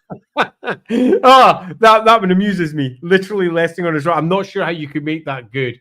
Whether it's the throne itself, whether it's the thing he sits on, whether it's the mutation. Okay, hold up. What if his big monster, though, is a big plant? Like a forest spirit type entity? Something like aged and slow that, like, there are demonettes and stuff dragging it or encouraging it into movement to keep it from just, like, putting down roots, like, because neither it nor him are particularly motivated, so these demons have to constantly be pulling. We're slowly but surely getting somewhere. Yeah. Like, that resting on laurels jokes just got me thinking if, like, the creature, the big monster that he's on has... There's definitely something to that. I not seriously, but the idea, though, that you have a character like this bummed out Slaanesh guy and he just makes dad jokes every once in a while, and everyone's like, he's like, I'm just resting on laurels, and they're all like, yes, no. Excellent, sir. Yeah. Didn't Slaanesh once have a connection with death magic that could connect to his immortality and aged look? I don't. I mean, really. Slaanesh. I mean, actually, yes, and by that I mean that Slaanesh was originally the purple wind. It was Slaanesh's wind, but at that point, the purple wind wasn't death magic. The purple wind was, in fact, magic of sensation and excess and a variety of other things as well. And many of the older spells that come from that era are still in the lists and have just been changed and shifted, so they now deal with spirits rather than necessarily dealing with you getting. One of them was literally the caress of something or another. I can't remember the name of the spell, and the fate of Bjorna as well. But yes, but no. But yeah. Yes, but no. Thank you. Mutations are that some of his pores are open and seep out pheromones like chemicals like smokestacks. Yeah. Okay, I'm quite liking the idea of these things gouting out pink and pastel-y coloured smoke out of the back of him. This is beginning to sound like something that John Blanche would paint. I can kind of feel it happening now. I'm really like this pivot like into a plant aesthetic. I think works really well for him. But it's made of flesh with because that would just it'd be nasty. It'd be nasty. Many a mushroom looks like it's made of flesh as well. But it would be really fun to paint. Like that would be the thing, is that would be a really good looking model. Thank you, sir. Perhaps he has a 4-face helmet, each face representing a different period of his life. Oh, that's kind of a interesting idea for just a piece of armor where he has this armor that it tells a story about his life, just represents different phases of it. So something that we're missing from the previous hero, the previous brother, that definitely we should probably look at is ensuring that he's got chaos armor. Yes, because we didn't really. That's not a part of what Tamurkhan is. That wasn't a part of our previous one. But I think for this one, it definitely should be the case. The chaos armor that is slowly but surely adapted to the developing nature of this. You know what? Based on something someone else said earlier, with the idea where he has like faces all over him, I like the idea that his armor, Slaanesh gave him a gift where for every great saga of his life, there is a different face that represents that era somewhere on his armor. So he has different kinds of faces. Again, what's the story? I mean, it sounds cool, but that sounds like adding something cool without having a reason for doing so. Whenever you're building these things, you generally always want to have good, solid underpinning reasons for it. But that doesn't mean we don't do it. It just means we come up with a good reason for why that is the case. What is what are the phases he's going through? The phases of his life? What do they represent? What are they there for? Why are we doing it? And there's obvious ones in that you've got your, as was discussed almost at length inside the Discord channel, where they were discussing phases of life through the metaphors of insects, where you're moving from the early phase, cocooning, into a later. It came to me of one of the things that I'd be cool. I don't know how you'd represent it on the model. But either in the big tree forest spirit creature that he rides on, or on himself, the idea of you cut something open and you cut a tree open and you can see the rings of its life.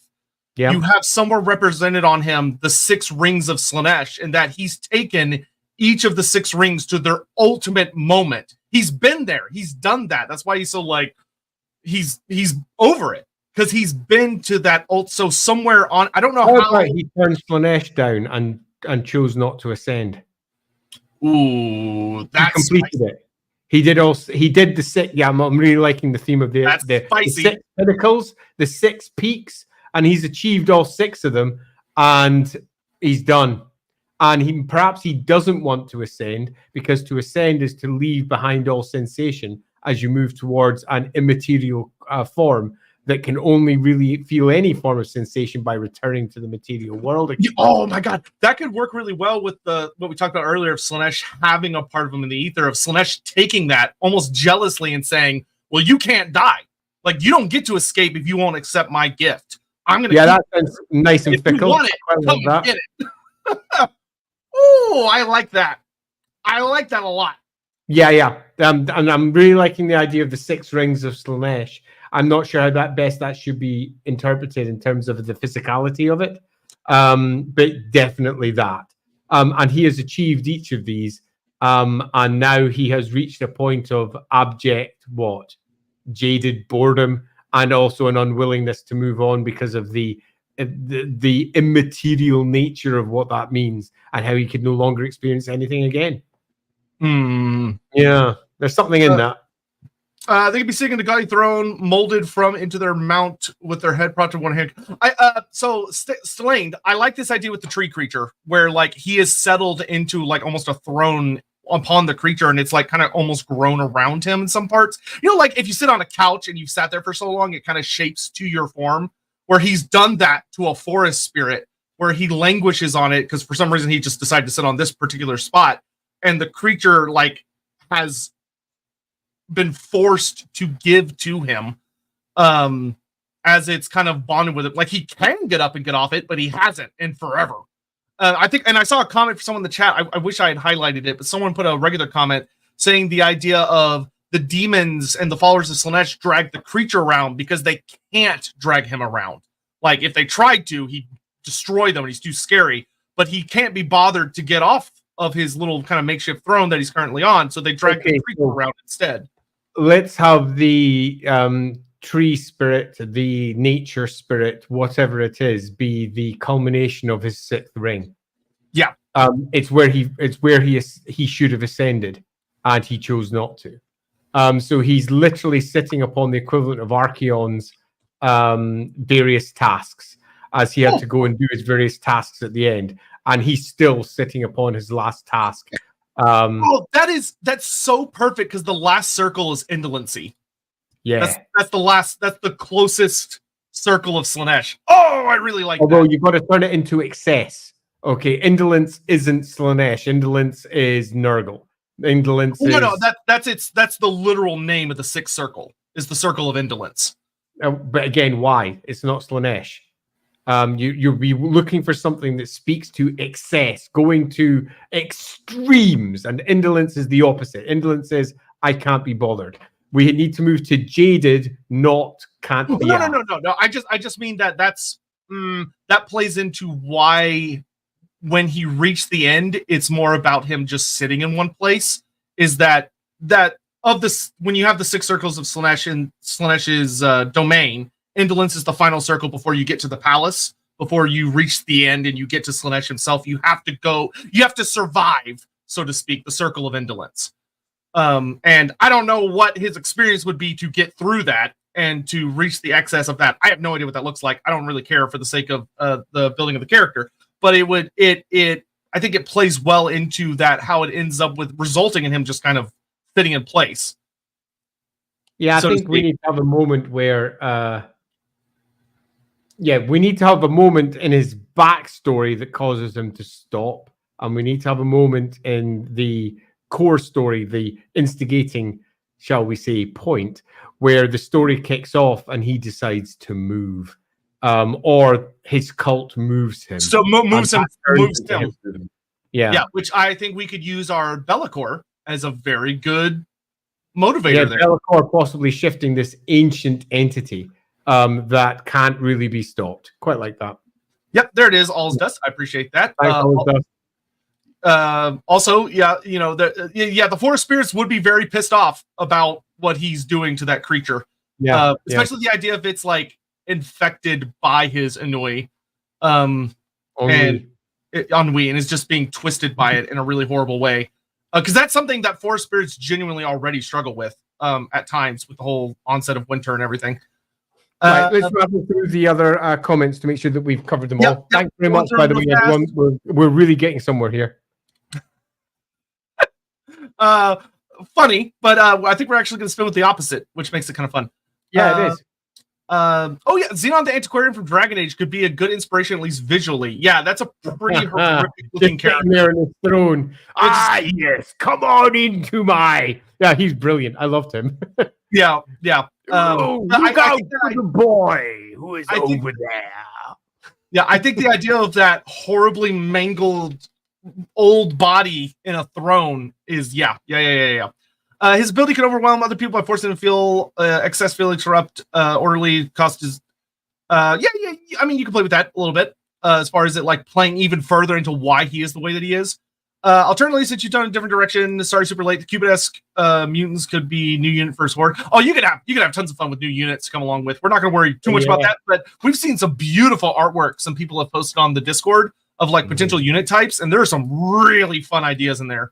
I feel like some Buddhist influence on the design could be really good. It sounds like what you're describing is almost someone trying to escape samsara. He's basically a dark form of Buddha. Maybe he has like a fragrant flower palanquin inspired from that. I think there's some ideas there you could very much pull from, and it could work really well because you're not wrong. That is essentially what he's doing, which I think adds a fun layer to the storytelling. That's a fun trope to play on, so to speak. What if his mount inspired freedom, simplicity for he longs for? His mount could be a construct as they don't have sensory organs. I'm not sure I follow Song of Power.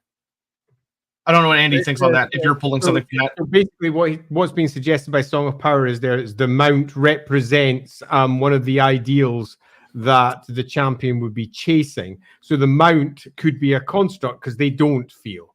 And looking to manifest as that. And in some respects, some of the we could go down more the Fen Beast side of things as well, rather than necessarily going down to tie it into Albion potentially, the nature spirit. Because then we could have ourselves some sort of horrendous construct that being put together. Out of potentially multiple nature spirits and worse that have been dragged together for its purposes to finish off its sixth circle of hell. I like that, because what if the idea isn't that he just like popped a squat on a random spirit, but like so the way the story kicks off is Be'lakor sends a dark emissary who goes to this champion and uses a ritual to quite literally bring like the swamp or the forest or whatever to life under him, making it into this big horrible Fen Beast monster so that he can be moved, because the dark emissary can't get him to move. And after dealing with like the various creatures, possibly the dark emissaries have been killed, they've all died, or just fell around him. The most, they collapsed around him, caught up in the orgiastic smells and horrors that are coming out from his various gouting, billowing bits of body.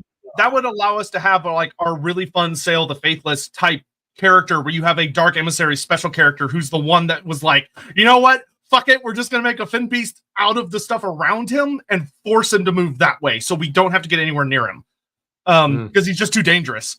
And then you have like these fun interactions between him and these characters that are trying to be like, don't you want to do all this stuff? He's like, I rejected Slaanesh. I don't give a shit about what people are saying, until he eventually does get interested because something finally gets through to him. My idea of a kind of psychic vampirism that he sold in JD can only really experience the Sphere proxy, plus to make him worse. I understand what you're throwing out here, and I think that works as an idea for a character, but I think with this character, the goal is to keep him as jaded as possible. And I think if you give him an out, so to speak, by having a way that he can experience something that like, makes him feel better, then that kind of gets in the way of the jaded aspect of the character, if that makes sense. Can I just pop up because you missed Dynamite's one? No, I caught it. Did you catch that one? Yeah, I did. I talked about it briefly, but I did catch it. Cool. Yeah, but so yeah, I think there's something there, but I think that works for a different character than what we're ultimately going with. I think the idea of a quote-unquote psychic vampire being a character that feeds on the emotions of others, quite literally, makes for a very excellent champion of Slaanesh, but I think that would get in the way of what we want to do with this guy in particular. Where I would quite literally have the story be that he literally doesn't feel anything until the very last scene of the book where he dies. And then you finally get that moment of he feels something and you almost have like a bit of sympathy for him, and that he feels relief when he dies. Adam Russo, I like the idea of the thing he's trying to attain is clearly social attachment, but he's just so deep into the shell of excess that he can't even recognize it anymore. He just misrepresents it in Fang. I think you could play around with that if you had a good enough writer to do it. It'd be hard. That'd be really hard to do, to have like a hint throughout the book that if he could build a relationship with someone again, that might be enough to bring him out of what he's in. but he doesn't really discover that until like the very end or whatever. But once again, I feel like that's inserting another narrative that you don't necessarily need, and therefore it's going to add unnecessary bloat. And I think with these kind of things, you want to keep things as trimmed off as you can. Though I love that. Like that's always a really, really fun trope to explore with the character, and is, frankly, a good life lesson. But just for this particular storyline, I think it adds unnecessary bloat. What if there's a plant that grows in a warpstone-strewn garden, is known to give the most extreme sensations as it slowly dissolves you, and that is the throne itself? I don't think we need to bring warpstone into this. Going with the idea of he's attempting to ascend in a sense of bringing that piece of the ether back into himself, and it allows him to become whole, and that finally grants him death. If anything, he would want something that is rejecting of magic, not something that's going to increase magic, which is why I think his ultimate destination being the Citadel of Lead works really well. You think? I mean, lead is a magical. I mean, tying it in. I'm trying to tie it into the original Shadows over Albion campaign, and the Citadel of Lead is kind of our big bad final destination. But you think? I mean, you might have to play around with it. I don't know. I'm throwing because ultimately, when you're using the Citadel of Lead, you're basically using Games Workshop, because that's what the Citadel of Lead is. Oh my god! You're right. Miniature. Never mind. Throw it in the trash. Use a druidic circle. Throw it in the trash. Also, just to pick up the one from Dino that we missed. That's the one from Dino we actually missed. Late suggestion. What about a take on Cupid? He could be mutated to look childlike with wings. He could be an archer who hates physical mess gore, so his arrows cause a state of bliss mixed with physical pain as he turns victim to physical statues. That is a brilliant idea for like a really nightmarish demon or creature. I don't think that's what I would want to do for this character in particular, because I'll admit I'm really hooked already on the old man idea. Doesn't mean that we couldn't have something like that in attendance. Yeah, that being said, that being a thing that's near him, either some kind of unit creature or like a familiar of some sort. I think possibly we do want to have some form of representation of each one of his 6 tasks. Oh, that would be cool. Like represented by items or little special rules that he has. Yeah, something like that. Well, that's something to look at. Yeah, because then you can have that Cupid-like creature literally being a familiar, which was a gift upon a completion of one of his 6 trials. Perhaps he was actually seeking to become Everchosen in his own way, and denied the other gods. Perhaps it's not Slaanesh who's cursed him; it's the other gods. Oh, the other 3. Yeah, that's interesting. As in, he has succeeded, and he denied the other gods because he is very much Slaanesh's pawn, very much Slaanesh's, so to speak. There could be something in that as well. Anyway, let's carry on with our other ones before we get too lost in those ones, because we're definitely getting a story out of this. I think I like the idea of the Slaanesh rejection more, because that adds in with how jealous of a god Slaanesh is. I really, really like that particular storyline. Yeah, I think it is. Jealous? Jealous of what? Oh, no, in the sense that possessive. Sorry, possessive was the word I meant to use. Of the idea of Slaanesh having favorites, and the idea of someone telling Slaanesh no. I do not think Slaanesh is a god that would take that well compared to other gods. I don't think any of them would take that well. Yeah, but I feel like Slaanesh is like such a, like with the whole thing that happened with the mask and everything, Slaanesh is so easy to insult. And they all are.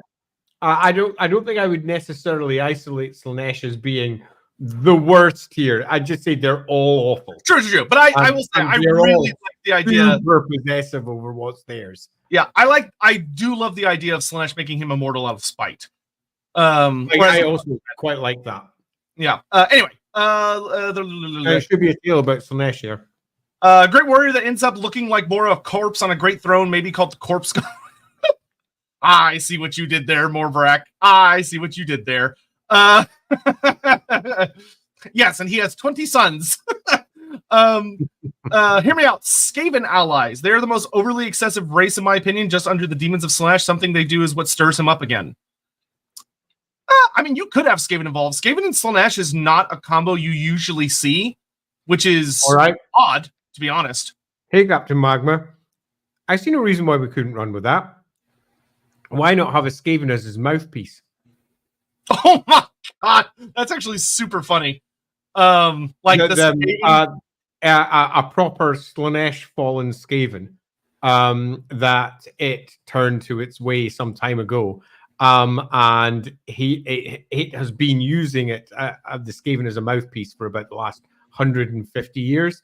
And it's not entirely Skaven anymore. It's like a mutated thing that's attached to it somehow or something else. But it's the mouthpiece that sits there, squeak, squeak, squeak, squeak. That could be a fun, different way of making the character fit into the Warhammer world. Maybe the push he gets could be a herald or keeper of secrets that comes to him and tells him if he tries to ascend like his brothers, he might find more sensation. I don't think that would be particularly tempting for him. Because I think because of a very human perspective, I think he would be more likely to view demonhood as just a literal endless hell. Yeah. Of which there would be no escape from. I agree with that one entirely. I think the concept of demonhood and ascending is the hell that he seeks to avoid. Yeah. That makes him so heavily different from his other brothers who might all see demonhood as like a goal. He's like, nah, fuck that. I don't want anything to do with that. Perhaps even as he's grown closer and closer and closer to the ideal of Slaanesh, and he's grown closer to becoming effectively a keeper of secrets himself, the biggest secret of them all is revealed. And that's that once he ascends, he'll become an etheric entity. And through doing so, will lose all of the pleasure and sensation of life that he ever once knew. And he begins to understand that all of these demons are breaking through to reality and feeling largely for the first time. It's why they're so excitable and so giddy. But he's done that, and he in no way wants to lose what he once had. It's definitely something. Lord Ison, for a mount, if we follow the kind of Buddha thing for his cult, he could ride on something like a giant lotus type throne as a palanquin. The lotus was once great and beautiful, but it has since wilted just like him.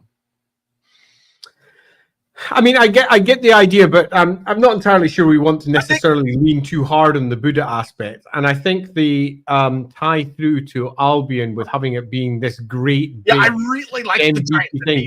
That's got a lot of character. It feels very Warhammer, and it also ties directly into the Shadows campaign and Be'lakor as well. And I feel that would be a loss to remove.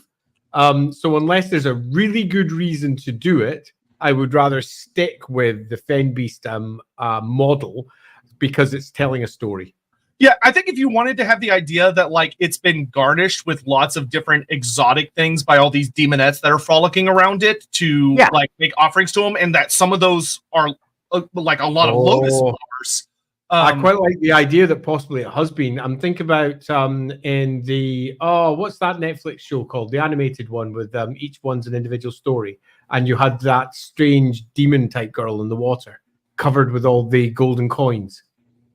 Oh, is that Death, Love, and Robots? Yes, Death, Love, and Robots. I haven't watched it, but I know the concept. Watch that one. It's ace. It's truly awesome, and it's horrific. Yeah, the idea that they've all been garnished and prettied up because they're worshipping it. They're worshipping the thing that's there. It's basically a war altar. So our Slaanesh one, we're building a war altar of Slaanesh that is actually going to wake up. I quite like that. Yeah, I think that would work really well too, because then that allows us to be like, it's a Fenbeast, but it still looks very Slaanesh and has a lot of Slaanesh themes and ideas and like carvings and stuff because it's been tended to for so long. Yeah, love that. First time catching it live. Well, welcome, Sergeant Tarvis. Maybe he uses magic to have a hivish mind for his followers around him so they can feel him, and also he feels like. Once again, I think that would clash with what we're trying to do with you really don't want him to feel anything at all, because the idea that he's finally going to get the escape that he wants is what finally gets him to be personally invested and motivated in what's happening. Yeah, I think you're really close, Sergeant Tavos. I think it's a flip, actually. He is feeling massively so.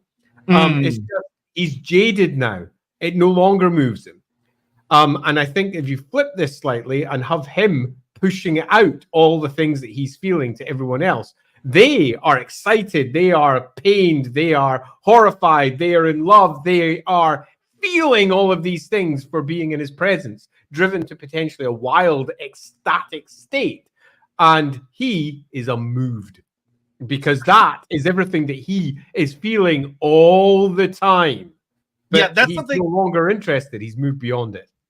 Yeah, I think that's the important thing we need to get across that I think a lot of people are misunderstanding in the chat. We're not saying that he's reached a point where he doesn't feel anything and that like he's deadened.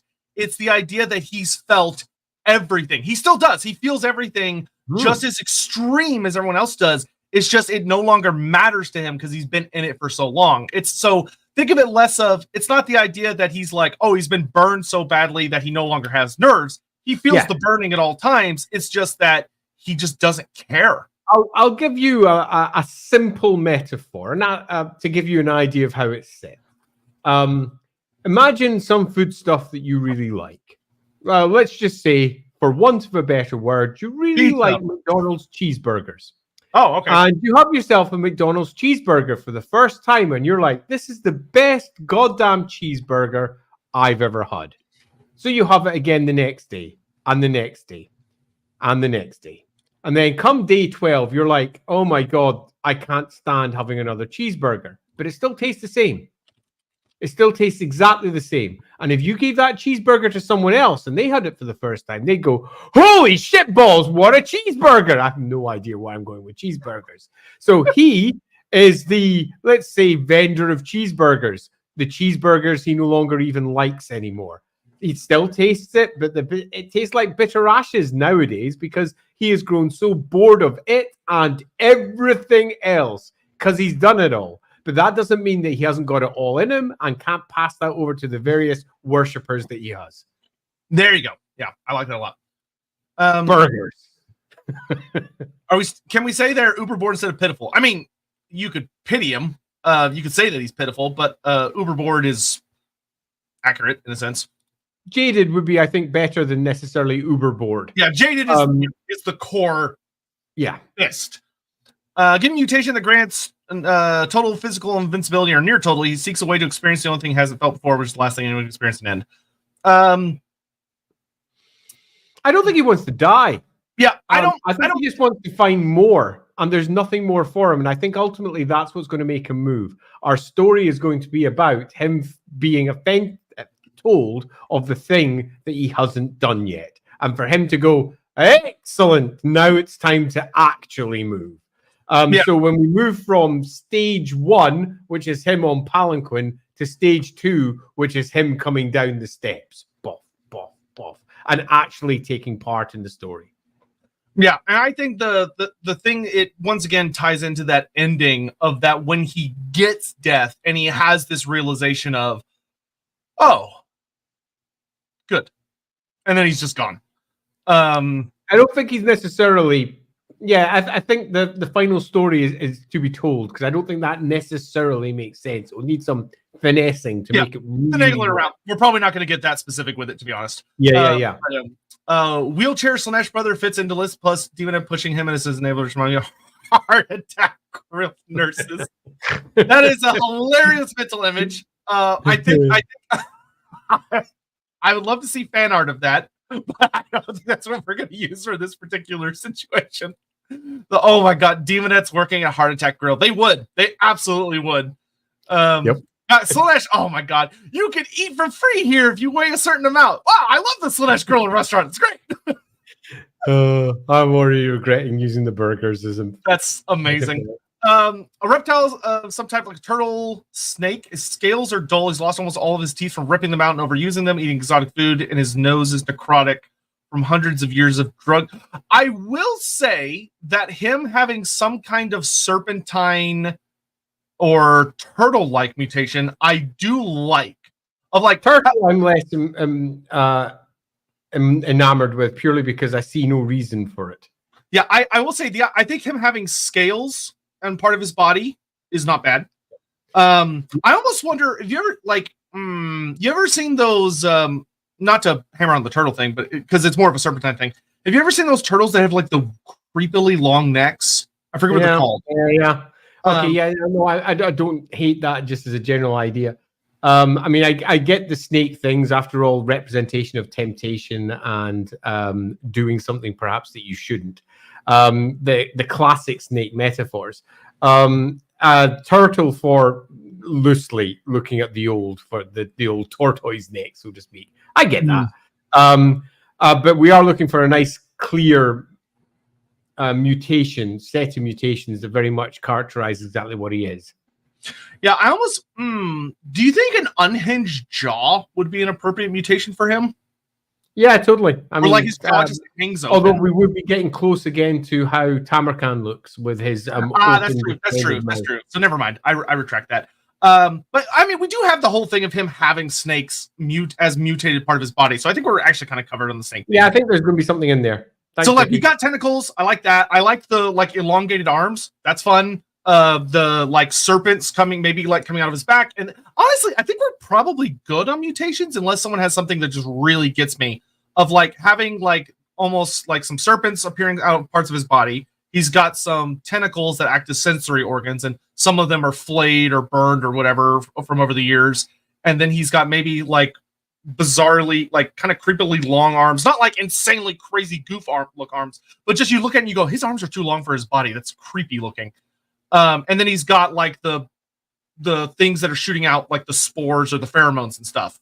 These like almost plant-like protrusions coming off them. I think those three make for a really good set. Or no, that'd be four. Those four. Faster, you're quite far behind. For what? The chats. Oh, both. All right. Yeah. Pheromone released order to look like bright coral, which released them. Coral released their spawn in the ocean. Yeah, yep. You could run with that as an idea for how they might look. Yep. Thank you. Giant Venus flytrap monster mouth is constantly producing pheromones. Your opponents learn their deaths. I think it'd be. I guess you could have the pheromones coming from the thing around him as well, not just him. Like it's almost infested the creature he rides on. That's an idea you can play with. I apologize. One from the other. Yeah, I'm going to be plowing very aggressively here for a little bit. Sing a big snake, lower body pheromone sits down the length and a cape of tentacles from the shoulder blades. Have them be big and imposing even without his mouth. The first two type things are small. That's an interesting play on those ideas. I don't hate it. Yeah, neither do I. I think there's definitely something in that. Yeah, I don't hate that at all. Maybe his cult has embellished his armor to represent the myths. I will say though, the lower body snake thing, I feel like that we see that a lot with Slaanesh. So I almost want to lean away from it because it's a really famous trope. So I would almost want to see the serpentine aspect represented in other ways just because we see that so much. Maybe Skull has embellished his armor to represent the myths they've heard about him. He doesn't care to stop it. I quite like the idea that he himself is somewhat of a work of art. Yeah, I do like that. Yeah, particularly if he's in his own chaos armor and he's been there and it's been whittled away and the story of his many deeds when he was younger, many thousands of years ago, back when he was a normal chaos champion, so to speak, before he became effectively a living, jaded god. And his followers have etched them into place. I love that. There's that would really quite beautiful. His chaos armor could look fucking crazy and beautiful and be really fun to paint. He did that. Maybe his blood is mutated so much that a drug that it's now an ultimate drug.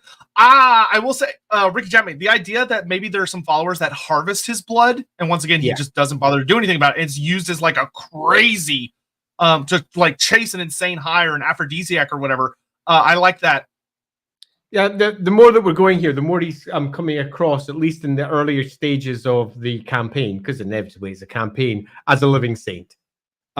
He's being carted around like a living saint. And his worshippers are attending him. They are beautifying him. They are drawing from him. He almost certainly has a high priest who is responsible for tending him. There's all sorts of fun, cool stuff that we can pull in from all that. Yeah, that'll give him a very unique dynamic, which would be great. Yeah. That would also make him a really fun parallel if you have like Bretonnia featuring as kind of the main antagonist. The Bretonnians have like a very similar, but it's like mirrored in a really distorted finally way. We have a reason for using Bretonnia. because we didn't really have one, and now we're getting there with their reliquaries. And we could even have ourselves a lovely tainted tale of how the reliquaries were nothing more than an emulation of him. Yeah, from when he was there, like 1,500 years earlier. Yeah, he's been in Bretonnia longer than Bretonnian nation's been there. Oh, I like that. Oh, yeah, I like that. He predates Gilles Le Breton. So he was in the area before Gilles Le Breton. I fucking love that. That's really fun. Nicely. Yeah. Man, that adds in a fun conspiracy that the Bretonnians didn't have to deal with. For the 6 rings, what if the nature spirit that's towing him around could have been coppiced? So the top has been looped off to show 6 sinister rings and new growth forming the chain that he lounges in. I like it. Unfortunately, my brain is not very good at imagining what plants look like under certain circumstances. So, I would love to see an artistic rendering of that. But I will say the idea that his throne or wherever he sits, maybe he's in the center of 6 rings, and each of the rings has carvings into it that indicate what it represents.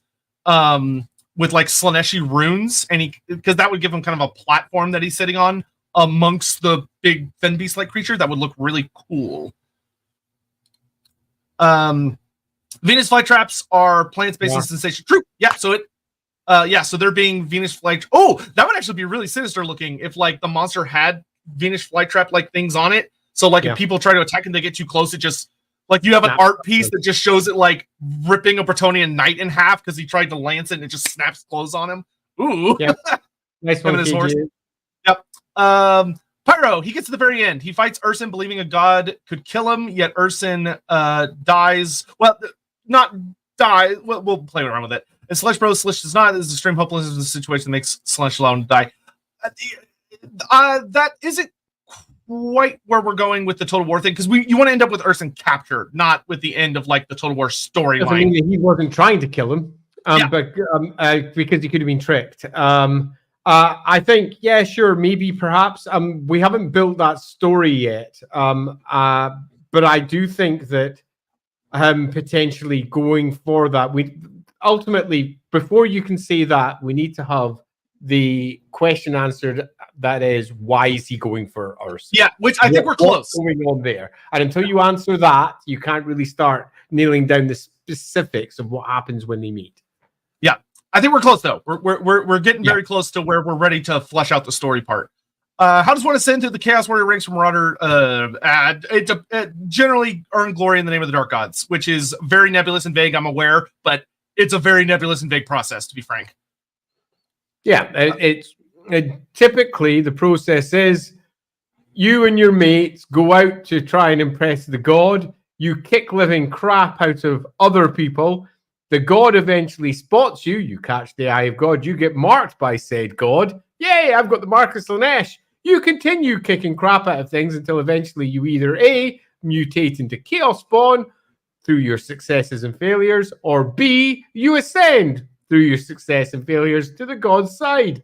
Most of the time, they just die. Yeah. Or you turn into a Chaos Bot is 99.9% of chances. Jack Ruby.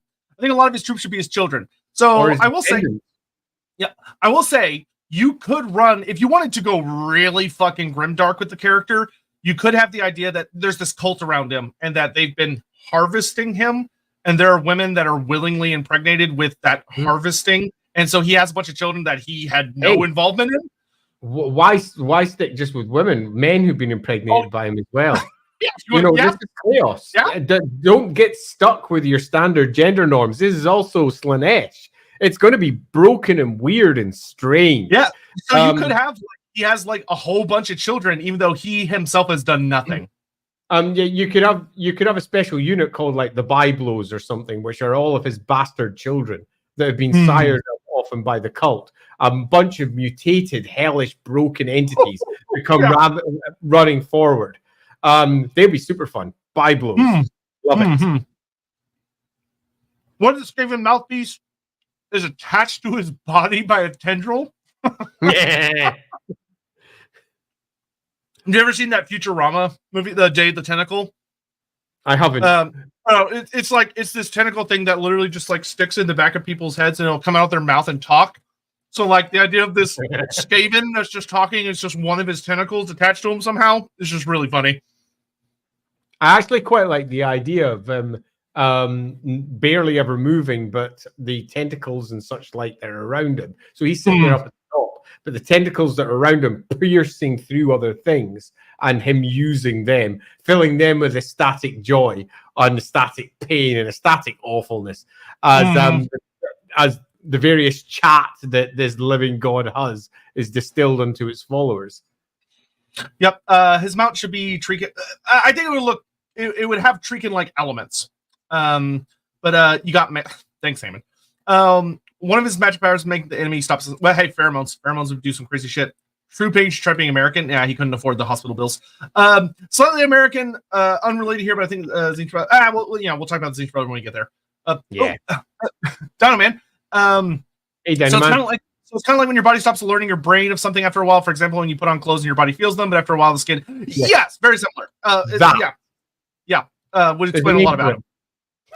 Yeah, there's a name for it. Yeah, habituation. Yeah, woohoo! Good job, man. Well done. Here, I like the idea that he has a main lover, maybe another male. There's a bright rep who cares deeply for him and has either tasked himself, been tasked to move him around, and finally found his. The idea you could So I will say I like an idea of it, but there's a really genuinely I'm saying this with complete seriousness.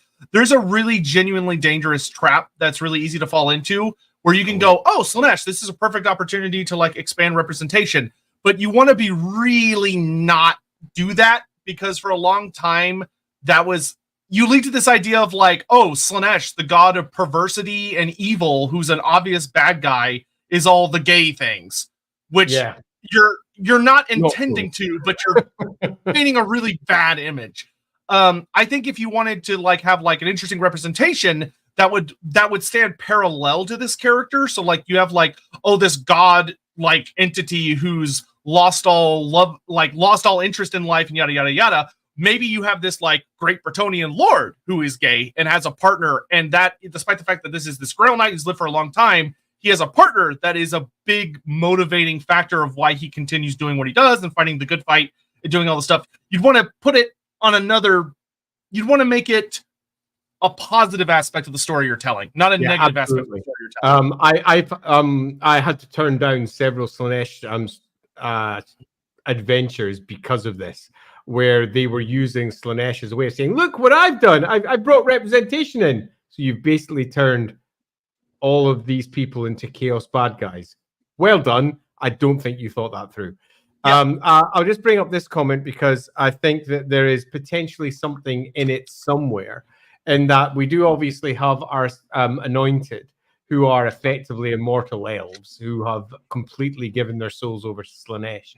And there is the potential for having one of the anointed as an extra alongside there. But yeah, we already have elves in the last one. But I do think it's worth bringing up to say that it's something to consider. I could see having an anointed in his roster, and it'd be fun. Like it's someone who, at an earlier stage in his life, before he became what he is now, was one of his lovers, but they eventually both grew tired of each other. And he just kind of hangs around. Maybe on off down through the millennia. Because most of the anointed are almost from the Cataclysm. They're proper, ancient, super powerful creatures. And that would be unlike the humans, they don't mutate. Generally, the only true way of telling that the elf is proper fallen is they've got entirely jet black eyes, and sometimes their skin is translucent or a slightly different color. But yeah, our anointed are proper old and powerful. So they'd be a good I would say counterpoint to this sort of creature. Yeah, I would say that would be a really good case type character where you have like an almost lord, you have a lord level super scary elf character that's like, oh, this is like a really fun unique mini, who's like very big bad in that particular little faction. Cool. As a second in command, being cult leader, worships of God. So you could have like this elf-like character is this almost cult-like leader. I think probably not the cult-like leader because that's true. That seems worshipful. Where I think it would view itself as not just an equal, but probably actually it'd be fun to have it where you have this immortal elf who sticks around almost in spite of themselves. Like they just like the excuses they make to stick around, and at the end of the story, like you're like, there was something between these two, but just Slaanesh being Slaanesh, what they've been through, it takes away from them. If you leave with like a what could have been type moment. Yeah, it's a toughie though. It would require some careful. Yeah, given their age, it would be very easy to lapse into something a bit schmaltzy and rubbish. Particularly given that we're going to be dealing with a character who's going to make Marathi look like. Yeah. Alternatively, just having this elf character stand opposed to the cult leader, where you have someone that has a much more matter of fact look on what's going on, and the cult leader is this like, it's this religious, he's Slaanesh's physical coming, and the elf's like, it's just that's a bit better. Humans. Yeah. Humans. Ugh. Would be fun. Please show Annie and Reborn. If we have time, we might look at it at the end. Maybe his throne of chaos is sipping after the grill. Hey, baby! Hilarious. I don't think we need to do that. Hilarious. Thank you, Wonder Alpha. And just tuning in now for the first. You think this is the first? Please. Go watch like our oh god. I can't remember. We've had a couple streams where we've gotten into some really funny stuff. We're caught up. Oh, we are not. You're kidding me. No, we All are. Right. So, I have a quick summation, which is not actually directly tied to everything we've just discussed, but is more set up. It appears we have got ourselves a champion of chaos, who many thousands of years ago, unlike the other two brothers, went through a more typical version of following the path of glory towards becoming a chaos champion. And probably went through an original warband style existence, fighting to grab Slaanesh's attention at the top of the world. And this was a fight that he, as he was then, absolutely excelled at. He was extraordinary. He faced off against great champions and he succeeded. And presumably once or twice he failed also. He is a Slaanesh champion through all the stereotypes that we're aware of in these earlier days. And eventually, he decides that the basic, you're so basic, champion of chaos route towards ascension isn't enough for him. He wants to experience it all. So he looks and he looks for what could go beyond, what could be further. And that takes us down, whatever our story is, for our 6 great circles of Slaanesh. And he gets his 6 rings, whatever they may be. And our story is going to begin with our champion having already succeeded at becoming effectively one of the most powerful champions of chaos in the world, and then denying the god and refusing to ascend. At the beginning of our story, our chaos champion has already pretty much gone beyond the mortal realm in terms of what the sensations it has available, but it is an entity of pure sensation, feeling at all times. And that, I think, is the first thing that we should make sure that we understand when we're attempting to figure out what the miniature would look like. We want to do things that make it look like it's feeling. So perhaps the slightest gust of the wind causes parts of it to ripple. So perhaps large wing-like fans or something like that that lounge out of the back of it. Tentacles that are catching the wind and lifting. It's constantly in a state of utter ecstasy and is bored of it. Utterly bored of everything. We have this wizened ancient entity that lies in the center of this great sensation. It's gouting out clouds of, well, Slaanesh stuff. Clouds. Don't say it that way. Don't say it that way. That those who gather around it have come to worship, and as eventually it reaches the point of halt, presumably somewhere in Bretonnia, after having toured the world over the course of its many thousands of years, it eventually comes to ground and stops there about 1,500 years ago. And our story is going to pick up, presumably, near the end times, when when eventually it is either stirred, it stirs, or it is stirred by someone else. And it has been at the heart of a Slaanesh cult in Bretonnia for almost 1,500 years. And it doesn't feel age. It doesn't feel anything. It is pretty much a living god. And when I say it doesn't feel anything, I mean it no longer really interacts much. It is lost in its sensation and how utterly banal they feel to it. It's no longer got anything in the world left that it feels is worth feeling, but does not want to die, does not want to move on into the aether, does not want to stand beside Slaanesh, because to do that would be to lose any opportunity of sensation in the way that it understands it as immortal again. And as it reached the point of being effectively a keeper of secrets, a greater demon than Slaanesh, the true nature of what it was to become was so horrific to its existence that it spurned the very god that gave it all the powers that it has in the first place. I think that's our loose starting point. Do you have anything you agree on that one, Sotek? I think the only thing that I would add, just for funsies, is that you have this part of the myth where it talks about that, according to some legends or whatever, that when he spurns Slaanesh, Slaanesh does something, being that ripping a piece out of him and taking it into the ether, and he's just never been able to get it back. Yeah, so what we want here is why, what's the purpose? Because the idea that he can't feel sensation, I think, would be to remove the jaded aspect of the character. He's still because he chooses to be still, because there's nothing else to move for. He has already reached the pinnacle, and he finds the pinnacle lacking. So to have the sensation removed would not work. But that doesn't mean that he couldn't remove something else. Yeah, I would say it's Slaanesh quite literally removing the concept of death from him. In that he can't leave this mortal coil. I think the punishment is that he will never escape from his current situation. Bored. You'll grow bored, and unless you accept he's currently in. So he reaches the point of effective enlightenment, for want of a better description.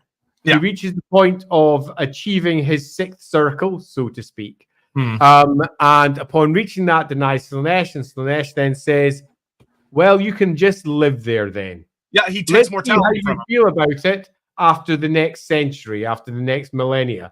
And eventually, you'll come crawling back. The entire world. Yeah, and Slaanesh is like, one day, you'll accept my gift. And until then, have fun. Yeah. That works perfectly. And he is grounded in the mundane. He is utterly without any care left, because there's nothing left out there to challenge him, to bring a new sensation to him, because he's tried it all. And our story is going to be him being woken up, for want of a better description, to the potential of a new sensation and what it takes to stir this entity from where it is to where it's going to be, and ultimately it's going to be a trick, because it's going to be Be'lakor all along. Yeah, I was going to say, and I think that's the perfect entry point for your Dark Emissary character, who Be'lakor has said you will go to him with these words, and it will spur him into motion. And that kind of gives you your big trio of, you've got like this anointed elf of Slaanesh, you've got this Dark Emissary, and then you've got the brother himself. Being your trio of big bads. I'm really quite liking just how much we've made him. We're very much dialing into a proper old ancient version of the character, far less dynamic than, say, TAMURKHAN, who is active, moving, maggot boy, moving from body to body, desperate to ascend. He's like an eager child by comparison, a nerdling. In comparison to this old keeper. That's such an apt description. Yeah, pretty much. He acts like a child. He throws tantrums, and he's very easily excitable. And this one is an ancient keeper of secrets. He has experienced the world, has tried every sensation the world has to offer, and now finds the world lacking, and is not capable of transcending past it, because it was arrogant enough to think that it knew better than Slaanesh, and Slaanesh has cursed it to mundanity forever. And that's kind of beautiful. That all works quite well, and it also gives us a potential use for Be'lakor that you might not normally consider. Be'lakor is almost always deployed as the Dark Master, the shadowy puppet master behind the scenes. But this is an entity that is pretty much on par with Be'lakor. And so we can actually do something different with Be'lakor here, and we can have Be'lakor attempting to trick it, that all failing, and eventually Be'lakor basically coming out with a, you don't need to do what the gods say, I rebelled, we can do it different, you and me together, son, and then trick him. Tricking him with the ultimate thing of, I too have rejected the gods. Like, I understand what you're going through. I've been cursed in shadows. I've been trapped. Like, you and I together fix things. It's still not going to turn out well for a poor old Slaanesh champion here. No, and I think that it allows us to get that easy endpoint of him being tricked into going to Albion, goes to Albion and playing into that, freeing Be'lakor from part of his curse, and also fighting Urson. Okay, so I think that might actually be our story.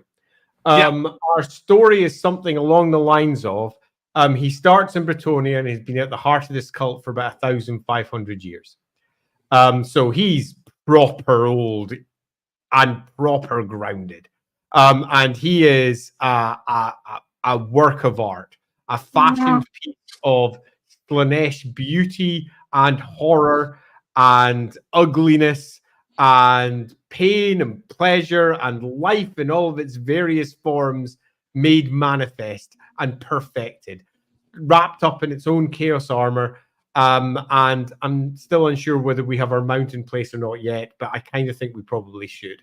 Having already achieved everything that needs to be achieved, and a cult that uses him, and is centered on him effectively as a god. And it's this cult that's eventually going to end up being at the forefront of much of the drive as it moves elsewhere. So we can have ourselves potentially an army that's quite unlike your standard Slaanesh army, at least to begin with, in that it's a Bretonnian army. It's proper peasantry and nobles who have fallen to it. It's the nobility that have fallen into the curse of Slaanesh a long time ago with their own twisted version of what the knightly virtues should be. And they've been worshipping this thing since the beginning. And if we're looking for the most magical of the various realms, we might want to look at Canel as a starting point, purely because they are often tied closely with the Fae of the Wood and magical bloodlines. And having that tied into the noble bloodline there sort of makes sense. It seems to be an obvious starting point for where we could start our Bretonnian campaign. What we now need is the point where we move from it being a reliquary, a living saint, sitting in the heart of a cult, probably in one of the lesser cities inside Canel, and they've been at the heart of Slaanesh worship in the area for as long as Bretonnia has existed, and have been in some respects responsible for holding back the Wild Hunt on more than one occasion, because, you know, Slaanesh, they're not necessarily always bad per se, they're just out for the sensation. Slaanesh doesn't care from where the pain comes, to use an old corn adage. And they've been integrated into the society there forever. What takes that to Albion? Because I think that's definitely where we want to go first. And is it sheer trickery? Is it the cult? We need an instigating moment. And I think that the first most obvious answer to that is the failure of TAMURKHAN, is the failure of our other brother. And the entity that we know is largely behind all of some of this, perhaps going out of their way to try and waken up the other brother, because they have failed the other ones previously, and they are looking for something. And possibly this is actually Be'lakor's agent, possibly. Yeah, I would think the Dark Emissary is kind of the good flick that gets things going. And it could be like if you wanted to start the book, because with these books you generally want to start off with a big battle of that. If you want to have your opening big battle, and if the book's going to like feature a lot of heavy wood elf stuff with like Lorelorn is where you're going to add in new things, but you could have that there is a force that comes out of Athel Loren and attacks at the beginning of the story that this dark emissary uses as a moment to get things going again by exposing this corruption that's been there. Or it could be a Bretonnian army that attacks. Right, so we're going to want to have, as is often the case, the core of the army as it's going to be used later in our first battle, which means we need a Slaanesh army. And our Slaanesh army is going to be a different version of Slaanesh in that it's going to be comprised not of Chaos Warriors and, Marauders and all that business. Yeah, it's one of these like... We are going for an army of cultists. So it's a cultist army. Yeah, very an army of cultists and nobles and demons and some truly horrific entities like the Byblos, for example, as we discussed earlier, who are all of its horrific children that have been sired off it over the course of multiple generations. Some of the older Byblos are perhaps, like almost like giants, ancient entities that have been crawling around, basically creating myths in Bretonnia as various proper knights have come to hunt down these Byblos, and they've called them dragons and manticores and what else. But they've been nothing more than the children of this entity that have been hunted down by various questing knights and similar. So we've got ourselves a variety of proper cultist stuff and Slaanesh stuff with a couple of unique units. So we've got our core of our first army. Which means that we want our opposite army. Now, if we do wood elves, there's nothing wrong with it being part of the initial story. So it's not really the first point of the campaign much. It's just wood elves. But why do wood elves move out now rather than at any other point? That's the big one. So I would say the introduction would be that your dark emissary character gets the wood elf's attention. Like he does something that draws attention, is like, look what's here. Look what this thing, because for him, he's doing it purely from this perspective of, how do I get this guy to move? This guy hasn't moved in like 1,000+ years. I need to bring battle to him to force his cult to expose itself so I can swoop in and be like, hey, you're under attack. Let me help move you. So if we've got an end goal in sight here, we know what that end goal is. That end goal is fucking around with Earth in some reason. And we know what Earth is. A god. And what do we have kicking around over in Wood Elf lands? Gods. 2 of them. Okay. So that gives us an immediate wake-up point. So how do we make it stir? Be'lakor's plan to use the children, the TAMURKHAN children, to do whatever it is that Be'lakor wants to do has so far failed. And it's now going to try and awaken up the third of the children in its attempt to do whatever it is it's trying to do, which is effectively, as we all know, fuck about with the Chaos God, screw it all up, let it himself rise as the 5th power as it always should have been. Also, fuck Sinch, I hate that guy. I am not going to crown another River Chosen. So basically, it's his attempt to avoid crowning another River Chosen, so he or crown himself as River Chosen. Yeah. Classic Be'lakor shit. So he tries to awaken this one up, and he can do so with a lovely battle with Orion. The Wild Hunt. So the Wild Hunt is channeled directly into the cult, directly into it. And they've been avoiding it for centuries after centuries. Canel's really close. They're deep into Canel, but the Wild Hunt goes far and wide into it. And that god stuff is enough to make his nose twitch.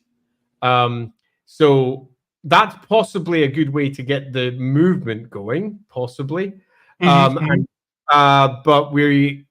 I think that the anointed character, an elf character, might be a good way of bringing this together as well.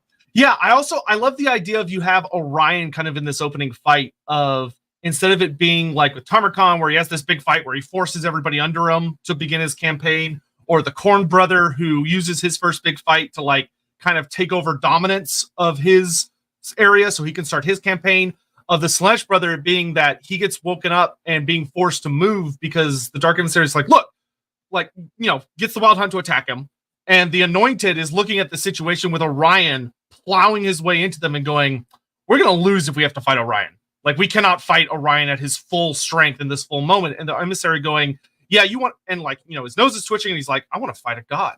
Nah, fuck it, kills Orion. Well, let me finish. But of the idea of the emissary either being able to say,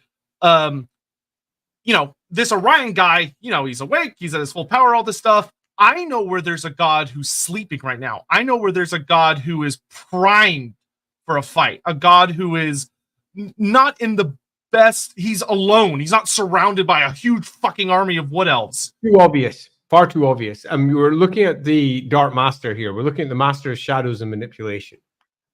He's not going to say that because it's going to be exceedingly obvious, particularly if you're dealing with an entity like that.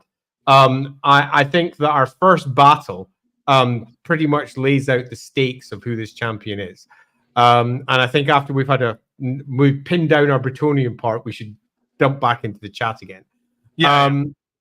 So we've got ourselves a truly powerful entity that's at the heart of this cult. The Wild Hunt is called. The Dark Emissary has done something, probably to the stones, the Waystone sitting on the outside, or something else. Something is broken. It comes charging through, and it goes directly into the cult.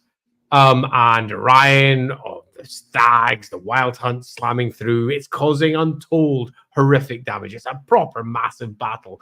The local nobles are in a state of absolute panic. They're summoning up the knights to try and stop it, because they're afraid that the source of their power that they've had for the last, their equivalent of their lady, is going to fall. Their perfect reliquary.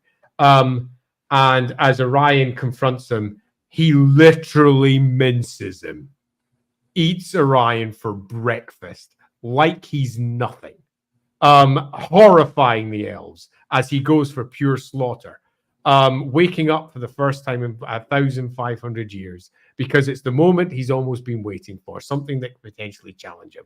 And it's been horrific. The slaying of his own cult as it's largely wiped out. It's not his cult anyway. He just destroys it. We all know Orion's coming back.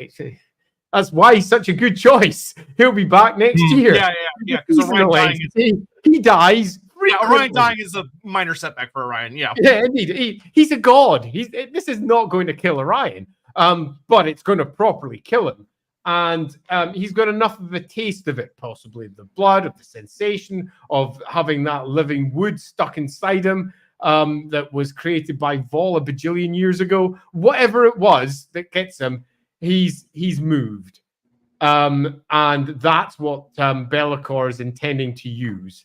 And let's not try and make Be'lakor manipulate him. Because then it could be he almost turns the Dark Emissary and he's like, I want another.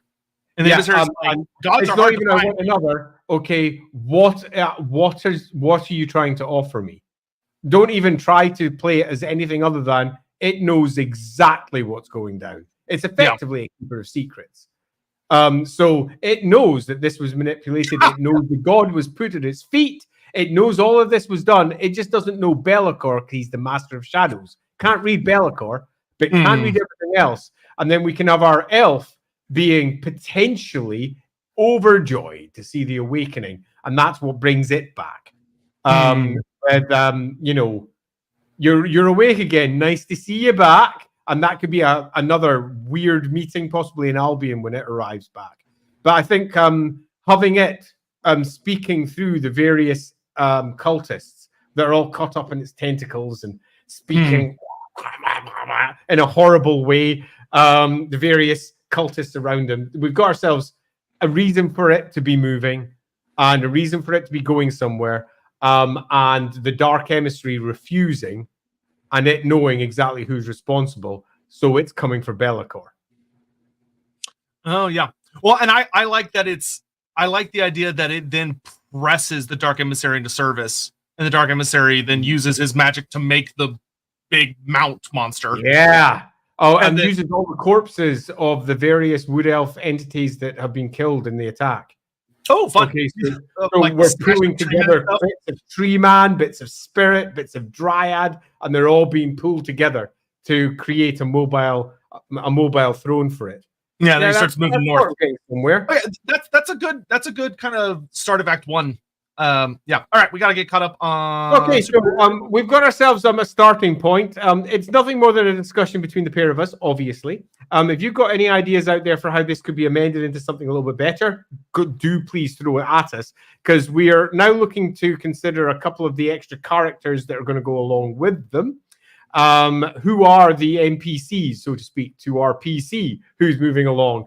Who are their support characters who come into the back and be their backing dancers with their jazz hands as they come out and they do their cult leader part, or they stand as an antagonist who becomes a friend, or someone who goes against them who's brought back in.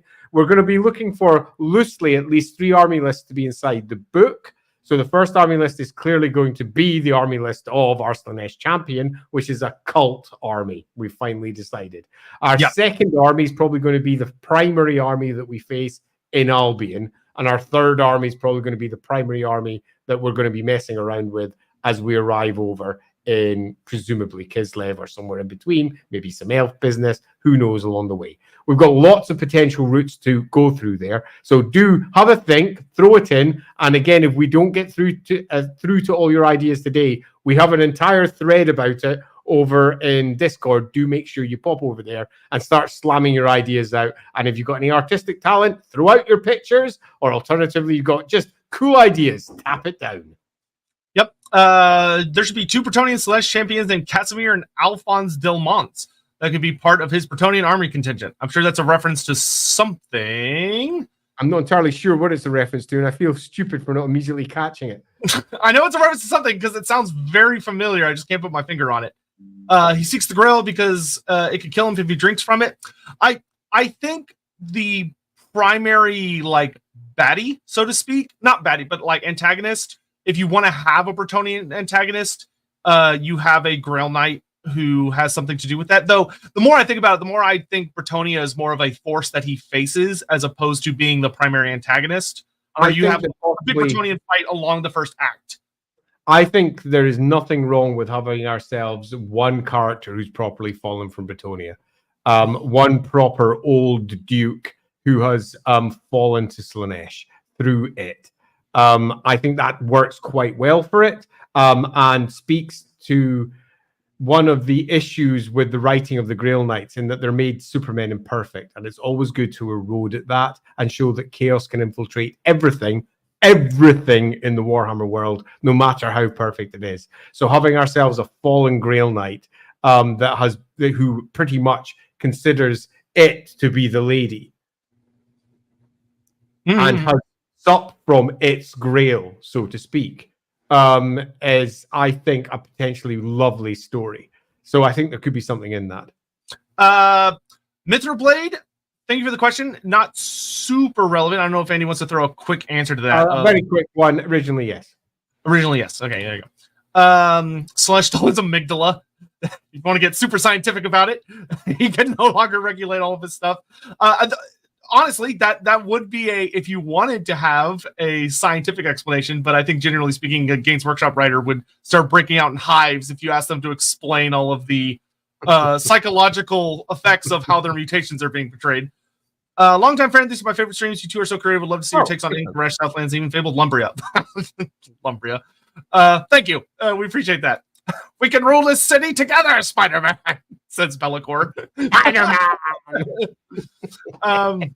What would our Skaven Mouthpiece be doing? Would they be their own model, part of the larger model? They'd probably be part of the larger model, where you could have these various bodies hanging from some of the tentacles that he speaks through, so they're represented on kind of parts of the model. Yeah, that could definitely be a crazy thing. One of them probably would end up being the dark chemistry as well. Yeah, because that could be a fun way to explore the character and add some really fun shenanigans to it. Is if you've got all these different races hanging almost like fruits from a tree from some of the tentacles. What if his cult is entirely his progeny? I think it'd be fine for some of it to be progeny. And the Cupid-like creature, I still really like the idea of a familiar. Familiars are something that Games Workshop doesn't use as much as they should, in my opinion, because they're fun little gifts from the Dark Gods. But if you have he has a set of magic items or gifts from each of the 6 circles granted him a different gift, where the familiar, who is this horrifying Cupid-like creature, is from one of the circles. Had an idea, just as I'm thinking on this. We got one more super chat, and then you can. Okay, we only got one. Okay. Yeah, only one more. Let's see. He's like a keeper, so he can recognize everyone trying to manipulate him. He's got TFS Vegeta syndrome. I know you're playing me, but yeah, there's 2 more. Just grab the last 2 as well before I go. Okay. Yeah, and then Dark Emissary and Skaven Mouthpiece with the. I will say, you could have some really interesting, fun scenes if the creatures that are impaled on some of the tentacles have retained a lot of their original. I think it's essential that they have. Absolutely essential that they have. Yeah, because then you have this idea of them debating each other, which is really, really fun. I would probably have the Dark Emissary be its own model, but going into Act 3, he gets killed by he fails or does a betrayal or something, and that's when he gets impaled. What you can do is you can have each one of the mouthpieces as separate models that can be ranked up with them. That would be a very unique design concept for many. Suggested Slaanesh unit pleasantry instead of the peasantry. Pitchforks and wood. That's so stupid. I could see them doing it, but it is funny. I think the third army should be Kislev and make it some member of the Orthodox who's right. I will say, if we allow ourselves to use Kislev, it is an if, but if we allowed ourselves to use Kislev, then obviously you would want them to be the big guys of the third. Now, I will say, I think we could, because they were pretty much in the exact same position the old Chaos Force were in, where they had a army list way back in the day and then got updated. So I think we can allow ourselves to use Kislev, and they should be the big they should be the equivalent to your Null, where you or your Chaos Force specifically, but they're the antagonists instead of the allied faction. Yeah, 100%. Yeah, so I agree.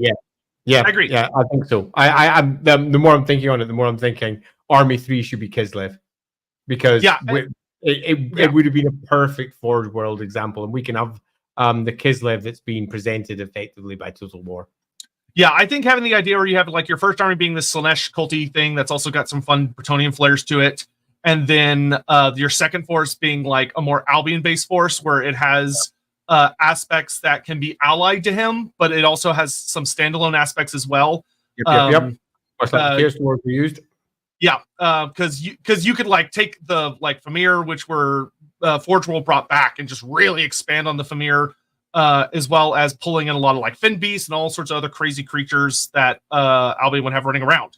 But then you'd also be able to have your fun moments where you reference a faction without necessarily giving them rules and say, oh, you could use rules for this other race. So they fight the Druids of Albion, you could be to use the Druids, just use these other rules, use Wood Elf rules or whatever.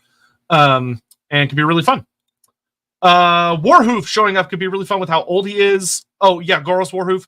Warhoof could have been an old ally who's heard this old drinking buddy's going to go on a bender and rolls up with his kids and booze. That feels more like a Adult Swim version of what we're making, but it's hilarious. We are dealing with a very old, powerful Slaanesh sorcerer come everything else. Yeah. That's perhaps phrasing. And our champion here is fully aware of what the Warhammer world is, has been in every corner of it, has been with every species out there, has tried every dish, has supped from every cup, has been there and done that, and has reached the point of ultimate boredom, because the world no longer has anything to offer that it can find, which means there's a reason that it has utilized the powers of our dark emissary to effectively create a fen beast out of all these bits of wood elf. It's so it can make its way down through the roots of the world to get to Albion. Yeah, I was gonna. So we actually got a super chat just talking about this. No, we don't. We actually don't need a navy because we're going to use the Paths of the Old Ones. Which a dark emissary or an equivalent. Or an equivalent. But Indeed. so there are other ways to get around, and frankly, Dark Emissaries are probably one, and Be'lakor related things are one of the best friends you can have when you need to get to weird places, because they're gonna know. Yeah. So battle number 1, if we're looking at building the campaign, battle Debating number 1 is the Orion-led Wood Elf army. Battle number 2 is the Wood Elf Spirit battle, as the cult goes down into the roots of the world to arrive at Albion, using the corpses of the tree men and the branch wraiths and et al. To open up the old paths and get access using this big horrible thing that has been created. I think that gives us a nice, very different route and a more magical route to our very physical Khorne version, which was a chug, chug, chug, chug, chug, chug, chug on our ships, and then making our way across the deserts like we're some sort of Mad Max movie, and then eventually charging into the Lizardmen. Or in this case, we've got a far more magical version, where we're going down into the magical places of the world, passing through those, fighting through those, to emerge in Albion for it to effectively confront Be'lakor and do whatever it is it's intending to do on that side, and slaughter its way to Be'lakor. Yeah, I will say, I think for the book to be as long as you would want it to be, to match with the TAMURKHAN size, instead of it going through, I like the idea of going through the world routes, but I think we'd want it to have where it starts in canals and you work your way north, either going around the Great Lakes, or you could just go through one of the mountain passes. Because the idea that they're almost Bretonnian coded could also have like a fun aspect of like the Empire fort there doesn't attack them and allows them to pass, because using illusion magic, they just look like a Bretonnian army passing through. Why though? Or you could just have a fight. Physical. Why? Why are they making their way all the way over there when there is a better way there? Because it's going to be really short otherwise. Like you want them to fight. No, because if we're going all the way to Kislev, we have an enormous way ahead. This is only a stepping stone towards the bigger story. Okay, I will say I would like there to be a fight against regular Bretonnia as like the second or third battle, where you get to fight an actual Bretonnian army that like senses what's going on, like the lady trying to make a move against them. The issue I have with that is that if we start going down that route, then why didn't they do it before? I would say it's only because they go on the move. That like it leads to this set of reactions, almost like a body coming awake to an infection, like a boil that's just been lanced. Also, the body's like, oh shit, there's stuff here. But it's only because they're on their move. It's like, where would they go to get into the world routes? Like, are they going to Athel Lauren? Are they going to go to? Yep. Yeah, they're going right back at the way they came. Yeah, I mean, you could just quite simply have a fight where they just get in a fight with a Bretonnian army. Yeah, as the Duke of Canel would do this perfectly. Yeah, I think that'd be fine. I just want there to be a Bretonnian fight. Yeah, I think that would be perfect. The horror of what was lying within his own duchy.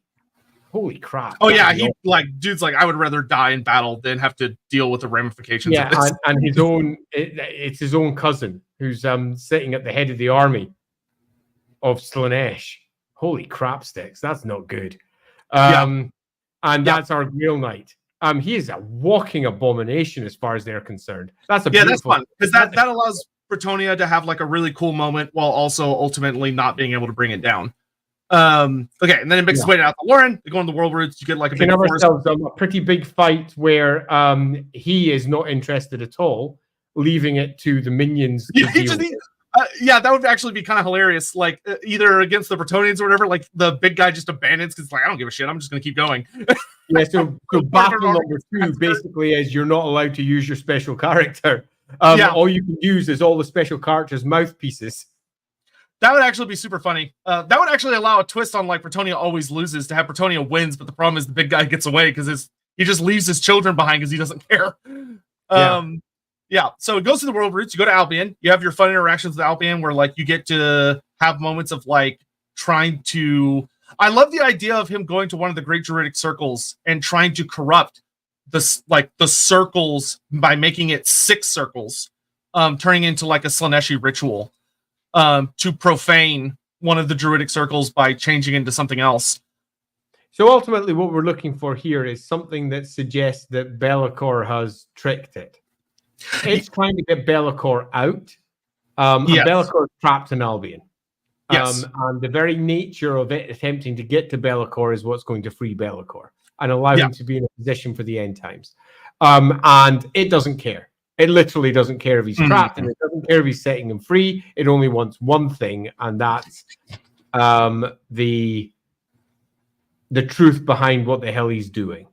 It's a weak-ass tale. We need to have a stronger motivation for our core champion, but ultimately, it will do, at least for the moment. And our battles are the local Albionese folks doing everything in their power to stop him from effectively freeing Be'lakor enough that he'll be then able to lower the mists, which will effectively kick off the Dark Shadows campaign. Yeah, which ultimately, like, they have no chance of stopping him. just not realistically. No, it's never going to happen. So that means that we can have ourselves perhaps an Albion-based army with the Truth Speaker type side of things rather than the Dark Emissary side of things. We can have our giants, we can have Celtic warriors, we can perhaps not go down the route that everyone expects. And we can potentially have allies on the other side with maybe some Fimmer or something similar, helping the Slaanesh army do what it's doing because they want the Dark Emissary free. Yeah, that would do really, really well. And it brings the Shadows over Albion back into being a canon thing that goes down, of like this causes the mist to just collapse and exposes Albion to the rest of the world again. Yeah, that'll work quite nicely. And that'll kick off the Dark Shadows campaign. And ultimately, regardless of what sort of story we're telling, because we've got a very weak motivation to get him out of Bretonnia to Albion, it's just the Dark Master, something. But we tighten that up through the course of the writing. You brainstorm out some really good ideas to make sure that there's a core, clean motivation to get him into Albion. He fights his way to the Dark Emissary. He gets what he wants. Not the Dark Emissary, pardon me, the Dark Master. He gets what he wants from him, which is ultimately that the answer to your next big thing is to somehow face off against a god. And there is an actual god in the material realm. And he's over Kislev. I'm not talking about an elven god that's riding in the body of an elf. I'm not talking about an avatar. I'm not talking about like a demigod. An actual god. And I think that the ultimate irony of this story should be that Ladriel's been holding this Slaanesh thing in place for the last 1,000 years or so. It's one of the reasons she cited in Bretonnia was to hold it and stop it until eventually it freed itself. And there was a god like this close to it all the time. That would be hilarious. Actually, that would be a really funny thing for Be'lakor to point out to him as like a final jab. And so that would be in the conclusion. Having failed completely to do whatever it is that it does, as it dies, as Be'lakor takes the bear god that he has defeated and captures it, and then Be'lakor just basically rubs his face into it, the whole situation, saying, Ladriel was this close to you all the time. Watching you night and day. The lady is Ladriel. That god is real, and you missed it. So that's a lovely way to end for that. So busy wallowing in all of your stuff, you just were blind. Yeah, totally. So I think that we've got ourselves a general framework there. You would clearly get it yourself.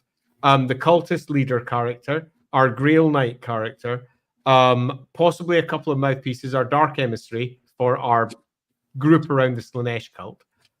We would have ourselves over with the Albionese. We'd have ourselves some sort of slain figure or queen figure who was leading the Albion faction. We can have ourselves some sort of truth speaker, but perhaps just a standard truth speaker rather than necessarily a special character. And then we dive over to Kislev and what happens over there. And rather than necessarily bringing up our Gestaltans and all the rest, we create new characters. much as they did. Oh yeah. I think someone recommended like having like it's like you meet the Great Orthodoxy, but it's a different major member of the Great Orthodoxy. Perhaps this is we use this as our founding point for the Great Orthodoxy, because the Great Orthodoxy is new. So we can use this as a founding component of the Great Orthodoxy, which causes them to band together all of the cults because of the great dangers that they faced. So we can actually use it to tie up the story of Total War and match it into the existing stories that existed before too. Yeah, where it's like you take this organization like founded by Tsar Boris and show how it becomes a little more twisted, a little more obsessed with like, no, we need to be more powerful because of what happened. Like we could even use this. We could even use this as the death of Tsar Boris. Yeah. If you wanted to tell a new story about Tsar Boris and have him live longer into the timeline. Well, he doesn't need to live that much longer. Given that he dies in like 25. He dies in 2517, and TAMURKHAN in 2511. God, that would be so good because then we could get a new Tsar Boris model and like that being his death 5 years after. So this is 5 years after. So it's a perfectly timed, and we can have Tsar Boris die then, and we can have that as the rise of the new queen. We can have ourselves an ice witch. We can have ourselves that would be sick because then like the last battle or the second to last battle could be the Battle of the River Linsk, and that would be so fun. That would be so awesome. Fun. Yeah, and we could pull in the standard Chaos Marauder army and attach it to the Slaanesh cult. Yeah, army. you just take that one other whatever that Chaos Lord is and just add them on. Yeah, totally. And there you go. You've got yourself a stupendous, awesome battle where Kislev is utterly defeated, shattering Kislev. And then they drive forward into the fangs of Earth. There's like a big, huge, massive stone circle where eventually later the Ice Queen will use to hold back the entire hordes of chaos. Do I see an arrival of a pet? Just they're being distorted by a creature. Don't worry about it. So they can use the is it the fangs of Earth, whatever it is. It doesn't really matter. To dive into the resting place of the bear god and attempt to kill him and succeed largely in defeating him before getting pinned back by the good old Master of Shadows himself, having been freed. Tricked, he dies. End of story. Yeah, we definitely have something there. All right, so we've got ourselves a framework. We've discussed our factions. We've discussed potential characters. You've had a few other ideas, so let's go through those. And if you've got any other ideas for how this could be twisted, changed, developed, or turned into something else, drop them in now, because I think we're definitely heading towards a really fascinating character with a pretty damn cool story that ties in together one of the biggest Warhammer campaigns, the Albion campaign, to Warhammer Total War 3, which is freaking awesome. And whilst the dates don't marry, that's because Total War 3 just throws dates out the window and literally doesn't care. It makes up canon as it requires to make the best game that it can. But what we're doing is we're taking everything that it offers and we're wrapping it into the existing Warhammer world that came into place for 8th edition.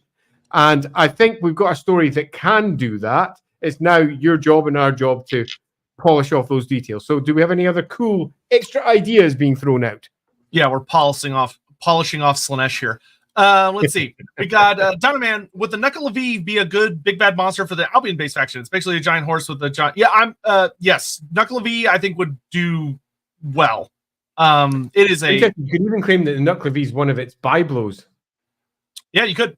But you could play around. I mean, hell, you could just have that be part of like one of the creatures that just hangs around Albion. It could join either side too. Like that could be a good creature or a bad creature. It's horrifying, but you know there are some nasty ass creatures on the side of Order. Of like who knows what the druids could conjure up to aid them. Do you think that all the brothers succeed but fail?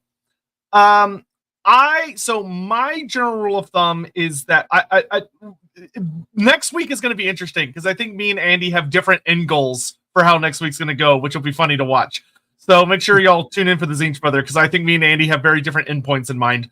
But generally speaking, most of the brothers seem to fail at the prophecy. Now we'll talk about the final brother next week and whether or not he can succeed. But I think for the case of Slaanesh, Khorne, and Nurgle, the idea is they all fail.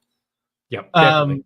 Yeah, but I think you can play around very much with the idea that each of their failures contributes heavily to the events that are going to come in the end times, where TAMURKHAN'S invasion sets off a shitload of things in the Empire. And also, it gets the Chaos Dwarfs into motion, and the Ogre Kingdoms get riled up. And then you have, like, the Khorne brother, causes a whole bunch of shenanigans in Nagaroth, where he, sets off a chain set of reactions, and he also causes a big disruption of the Tomb Kings and the Lizardmen down in the Southlands. Like, you would want to play with the idea that even in their failures, Chaos itself gets a success out of it. Yes. 100%. Put a description for artists in the discussion thread. I will try to throw something in there at the end of the stream. I'll type up a little. You've got the stream. We don't necessarily need to go any further than that. Just go watch it back as many times as you like over on YouTube. Someone out there that has the time, timestamp this video for us. Totally, because we don't. Yeah, I can't be bothered. I'll put it forward. Here's a prophecy and wants to stop the end times and thinks Be'lakor will be the one to help him do it. As a keeper of secrets, a master of all the truths, so to speak, I think it's fair to say that he would not conclude that Be'lakor would try to stop the end times. Be'lakor would be more likely to try to ascend through the end times. Yeah, take advantage of the end times. Absolutely. Yeah. Now, that doesn't mean that your core point here, Tabal, is not correct in that he sees that Be'lakor is someone who is so greedy for a certain outcome that he could be used. And I do think there is something to be said about that. Be'lakor is not infallible. Be'lakor is a shadowy, bitter entity that has been so tantalizingly close to being everything, to only have it yoinked away at pretty much almost the last moment, and to have suffered for thousands of years because of this. So definitely an entity that it could use. But in turn, I think that the story that we're telling, at least, is that Be'lakor is the one that wins that particular, let's say, mental battle. Yeah, which is good, because it's good to have Be'lakor take a W from time to time. Yeah, totally. They often use Be'lakor, particularly when it wasn't for Mordheim or for the Dark Shadows campaign. Be'lakor is just someone to kick in, and it's a bit of a shame. Yeah. You could use some old named Kislev characters to bring back, like Sultan or Igor, and have them killed off during the fighting, which explains why they haven't survived to the modern lore. Alphonse Demont, yeah, from the Liber Chaotica. He gives all the interviews. Yeah, you could have him make. Damn it. When a name's nipping at the back of your head. Yeah, no wonder. I was like, I recognize that name from somewhere, but I just can't.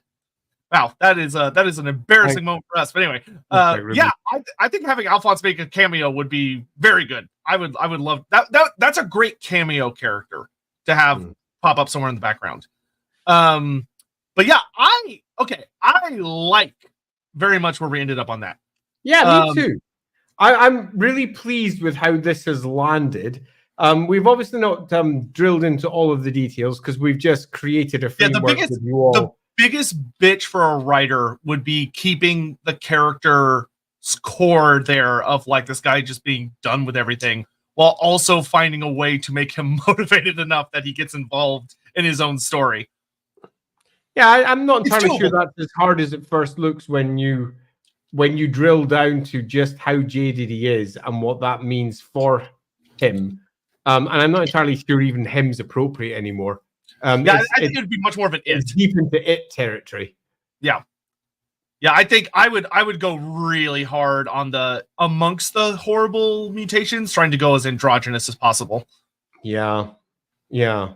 And we're definitely going for one here that's not falling for your classic pretty Slaanesh thing. Yeah, but or even alienly pretty. Yeah, and there are some really fun paths you could take of, like, you have him go from that little place in southern Bretonnia, and then he makes his way to Athel Loren, and then he teleports up to Albion, and then from there you can go all sorts of crazy directions of, like, does he then go across the ocean, hit like Northern Empire, and then he gets in a fight with Laralorn, and then he goes along the coastline until he arrives, or does he use the paths of the old ones to end up in Laralorn and then goes from there, makes his way to Kislev, or does he just go into Norska, and then you can have some Norska related things happen, and he works his way across down into Kislev. There's a lot of different fun paths you could take, which we're not going to have time to sort out. The equivalent to the Border Princes section.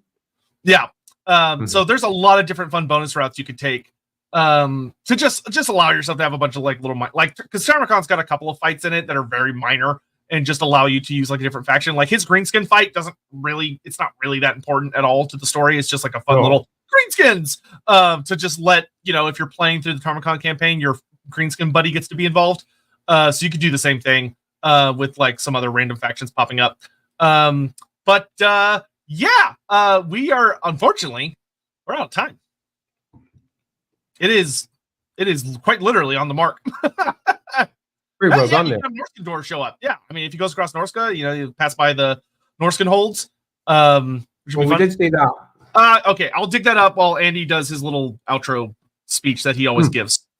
So I have a quick drink first because I just had an oat cake and they dry your mouth. Sure. Let's see. I'm very Scottish. I've got to have oat cakes. So, what do we have? We have got ourselves a Slaanesh champion who started off like most of the Chaos champions that we have read about again and again in the various novels, fighting at the top of the world to prove himself to his god. Through the course of his adventures, he eventually spans the world, seeking out the ultimate expression of what it is to be a champion of chaos in the Warhammer world. Now, we haven't specified exactly what these 6 rings are.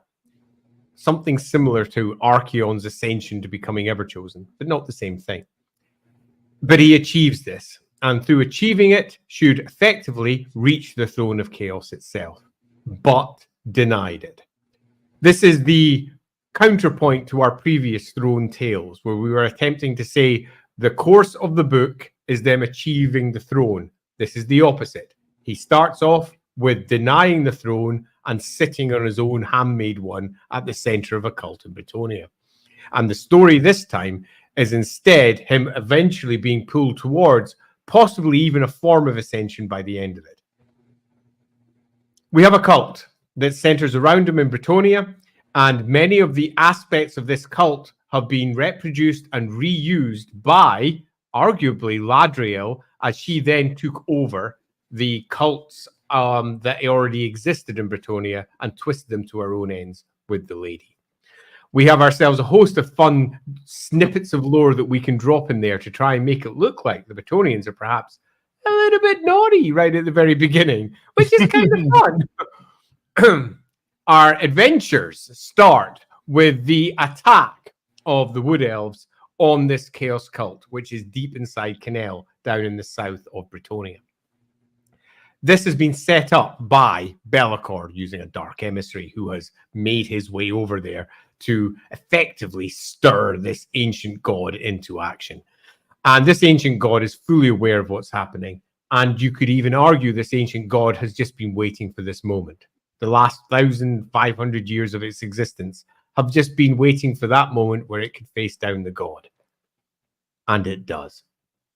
And it eats it for breakfast. Orion dies.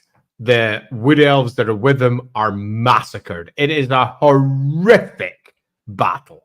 Truly horrific. As for the first time, it shifts after watching most of its cult be taken down. It then steps down from its much vaunted position as this almost shrine-like entity, comes down and lays waste. It then, having spoken to the Dark Emissary and brought it into its cult, probably against its will, goes after Be'lakor. And it does so by advancing on Athel-Loren to use the ancient magical sites there to transport itself over to Albion, where it knows Be'lakor is trapped.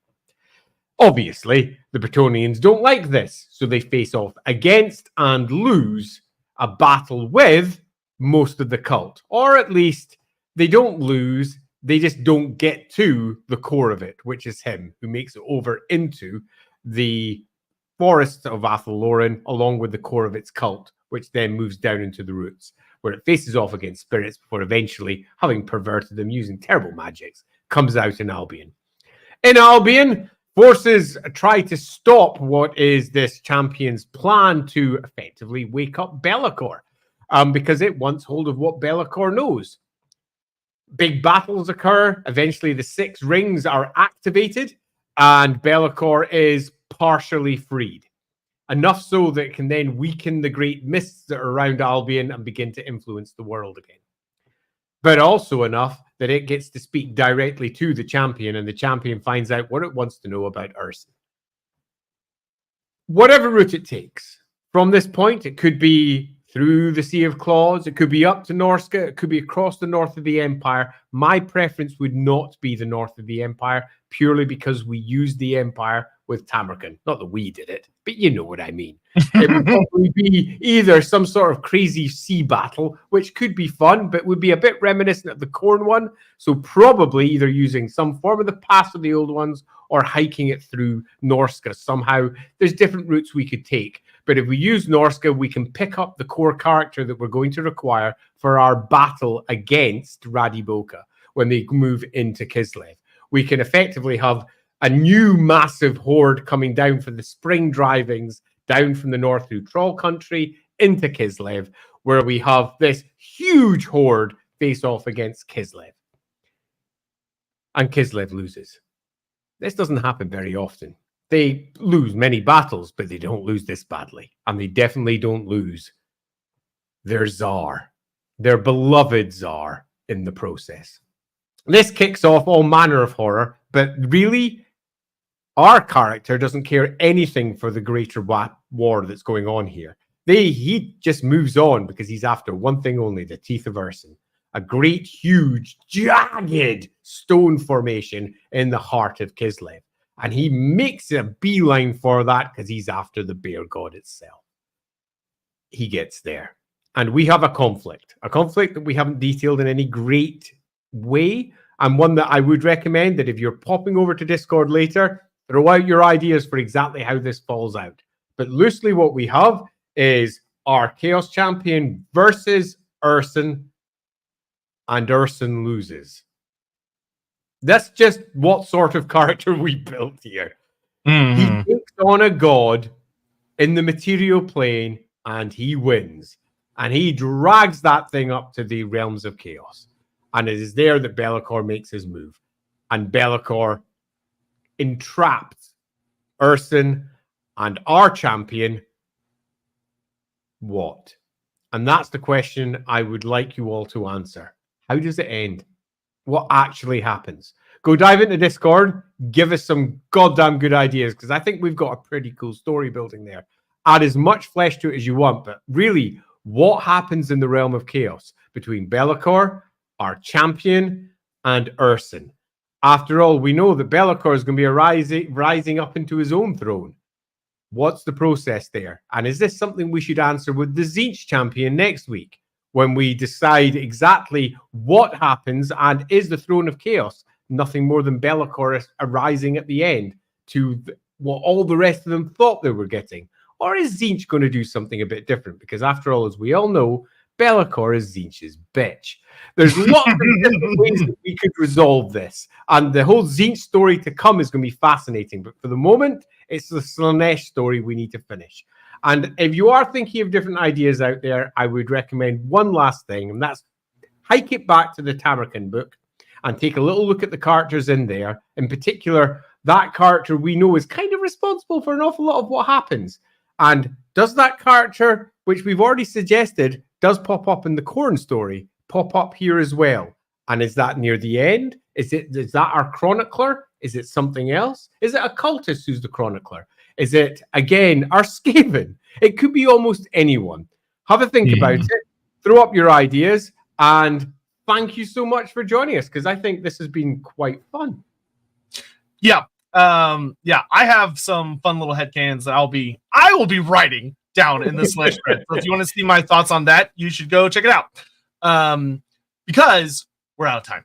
Thank you all so much for watching. We are going to watch really fast the Skaven react thing just as a goofy little end thing, because why not? Let's have some fun with it. Because why not? Woohoo! So let me pull that up, and then that will be the end of today's particular stream. I know there's a lot of videos a lot of people want us to react to, but you know, it's time for us to go. Maybe if you really want it, feel free to advocate for us potentially doing a media share type stream one day. Yeah. All right, so without further ado, we're gonna end it with this because we promised to do this ages ago and I kept forgetting. So I'm gonna bring this up. There we go. And I need to turn off my echo. So my voice is gonna sound really weird. I'm gonna warn you all now in advance. Okay.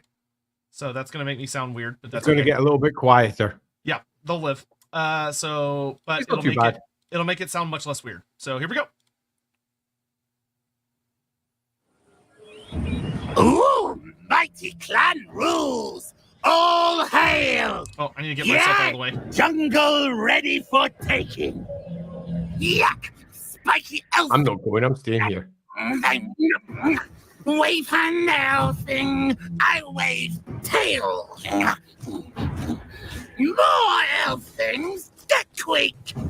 Ooh, a mighty strong elf mage. Think their bones might glitter shine like their delicate armor. Gut them and see the show. What this? Who's that sneaking? Malekith? I love Witch Never Elves. knows where you are, does she? She must have lay with a squeak from the look of your face under that hat. Yes. Damn. They're going to fight, yeah. We sneak kill when they distracted. What this? Turning table? Ah, good. Gracia will be pleased. Yes. A lot of pointy-eared elf things. Bad magic. It's a wolf-like. Where's he talking about 40 years? Look at his ears. Woo! Swirling magic. Good. Vortex. Tell Gracia he'll be pleased with me. Kill elf things right in the eye. No fears. Get what's coming. Bye! Reptile things! Send for the doom wheel! Sotek's full! Up Exalty! I like that stick. Here he is! Floating toad thing! Wow, he's really let himself go. No! Put me down! Me no like high places!